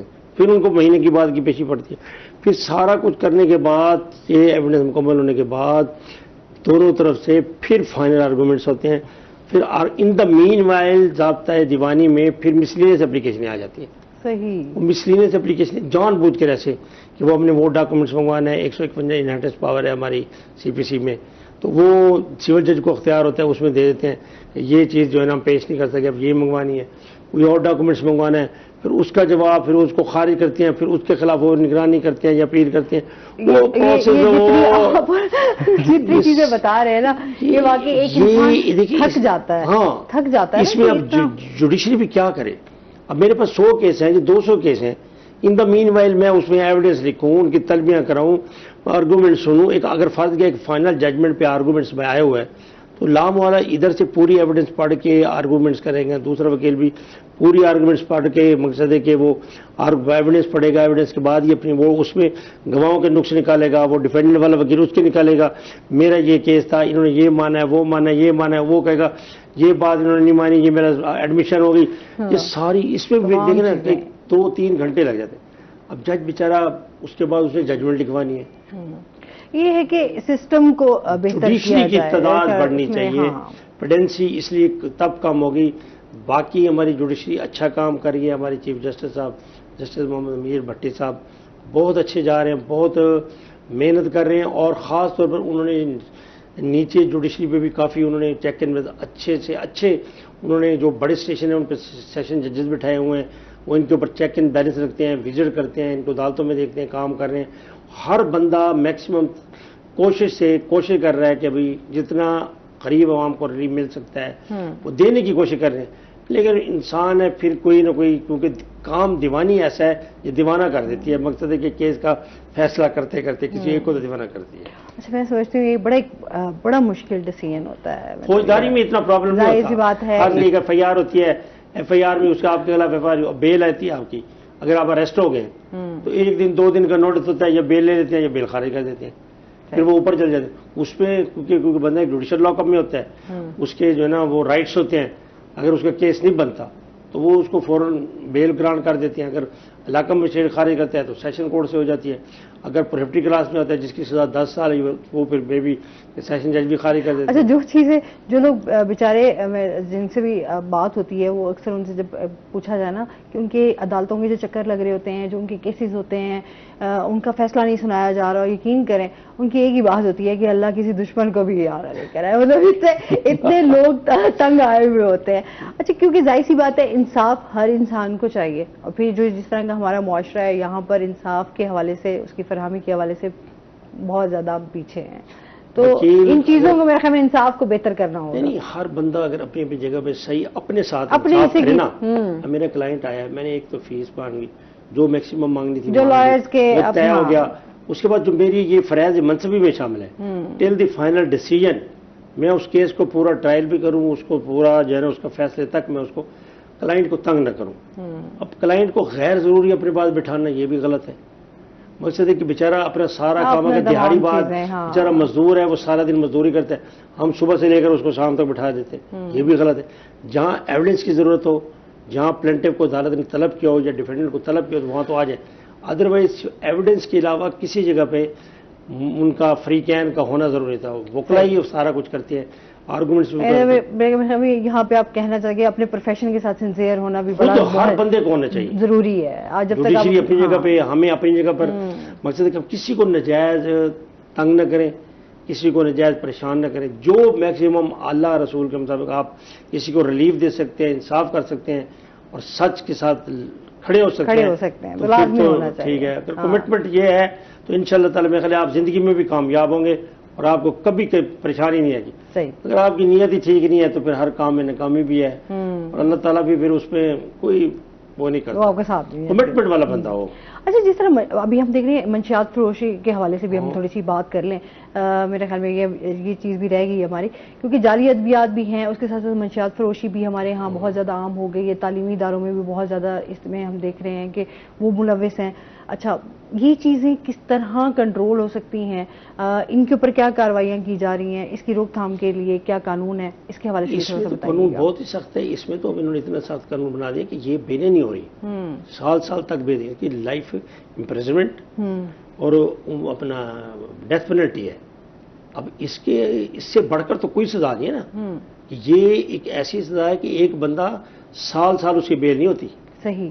तो ये एक मैसेज तो जाता है ना जो, लेकिन लोग बाज नहीं आ रहे। हाँ। लोग फिर भी ये इन्हें से ऑफेंस कमिट करते हैं। कितने लोग हम देखते हैं, अच्छा कार्रवाइयाँ होती हैं, पकड़े जाते हैं, उसके बाद हम देखते हैं कुछ अरसे बाद जो है वही लोग फिर पकड़े जाते हैं। अच्छा, फिर कार्रवाई की जाती है, वो उन्हीं लोगों की फिर तस्वीरें आई हुई होती हैं। अच्छा, उन लोगों ने ये आजकल नशे जो हमारे यंग जनरेशन में काफी मकसद है कि ये जो स्कूलों कॉलेजों में, ये जैसे यूनिवर्सिटियों में आजकल देख रहे हैं आपको, तो ये मकसद है कि हमें भी चाहिए, हमारे बच्चों को भी चाहिए जो है वो जब तक हर बंदा अपने आप को खुद सही नहीं करेगा, इस माशरे को और कोई सही नहीं कर सकता। हम जब तक खुद अपने आप से कमिटमेंट अपने बच्चों को कोशिश करनी चाहिए। बिल्कुल ऐसे ही है, अपने जहां तक बंदा कोशिश करे, फिर अल्लाह ताला भी उसका साथ देता है इंशाअल्लाह ताला। अगर आप कमिटेड नहीं है तो फिर नहीं हो कुछ। सर बहुत शुक्रिया। कोई मैसेज देना चाहे हमारे व्यूअर्स को? बस ये है कि लोगों के साथ जो है ना प्यार मोहब्बत रखें, हर किसी के साथ नीयत इंसान की सही होनी चाहिए। अल्लाह ताला आपको कभी भी कोई दुख परेशानी नहीं देगा। बहुत शुक्रिया। आप कुछ कहना चाहेंगे? जी मैम, एक चीज़ मैं ऐड करना चाहूँगा फैमिली केसेस के हवाले से। मैं आपके प्रोग्राम की तवज्जो से ऐड करूँगा कि हमारे यहाँ आजकल आप देख रहे होंगे कि फैमिली केसेस बहुत ज़्यादा इन्हांसमेंट हो गई है। अच्छा, इसकी अगर बेसिक देखा जाए तो अदम बर्दाश्त जो है ना वो बहुत ज़्यादा इसमें इन्वॉल्व है। छोटी सी बात हुई नहीं, बस मैंने जो है ना वो घर छोड़ के जा रही हूँ, या दूसरी तरफ से भी अगर देखा जाए, मैं दोनों तरफ साइड पे जाऊँगा, सिर्फ लेडी साइड पे भी नहीं, दूसरी साइड से भी अगर कोई थोड़ा सा खाना लेट हो गया या कोई और इशू हो गया, ठीक है भैया आप इसका जो है ना वो ये कर देंगे, थोड़ा सा जो है ना वो फैमिली टर्म्स के हवाले से मैं ये कहूँगा कि इसमें बर्दाश्त का एलिमेंट ले आना चाहिए। और एक जस्टिस साहब का बहुत प्यारा मुझे आज भी याद है, वो कहते हैं कि जिंदगी आसान नहीं है, जिंदगी को आसान बनाना पड़ता है। बिल्कुल ऐसे। कुछ बर्दाश्त करके, कुछ सब्र करके और बहुत कुछ नजरअंदाज करके। तो मैं इसी प्रोग्राम के हवाले से यही एक अपना जो है ना मैसेज करूंगा कि फैमिली केसेस के हवाले से, क्योंकि हमने मोस्टली देखा है कि जो इन दोनों की लड़ाई में होता क्या है, सिवाय माइनर्स के किसी का कोई इशू नहीं होता। अच्छा, बच्चे बड़े सफर करते हैं, हम लोग बच्चों बहुत ज्यादा मैम। हमने हाई कोर्ट कचहरी में मोस्टली, मे भी आपका नहीं हो लेकिन हमारा तो हम अक्सर देखते हैं कि इतना बच्चों का, मैं भी ना जाऊं। बहुत शुक्रिया आप दोनों का। इसके साथ ही नाज़रीन, आज का शो यहीं पर खत्म हुआ। अपना बहुत सारा ख्याल रखिएगा, दुआओं में याद रखिएगा। इंशाल्लाह जिंदगी ने साथ दिया तो सुबह आपसे फिर मुलाकात होगी। अल्लाह हाफ़िज़।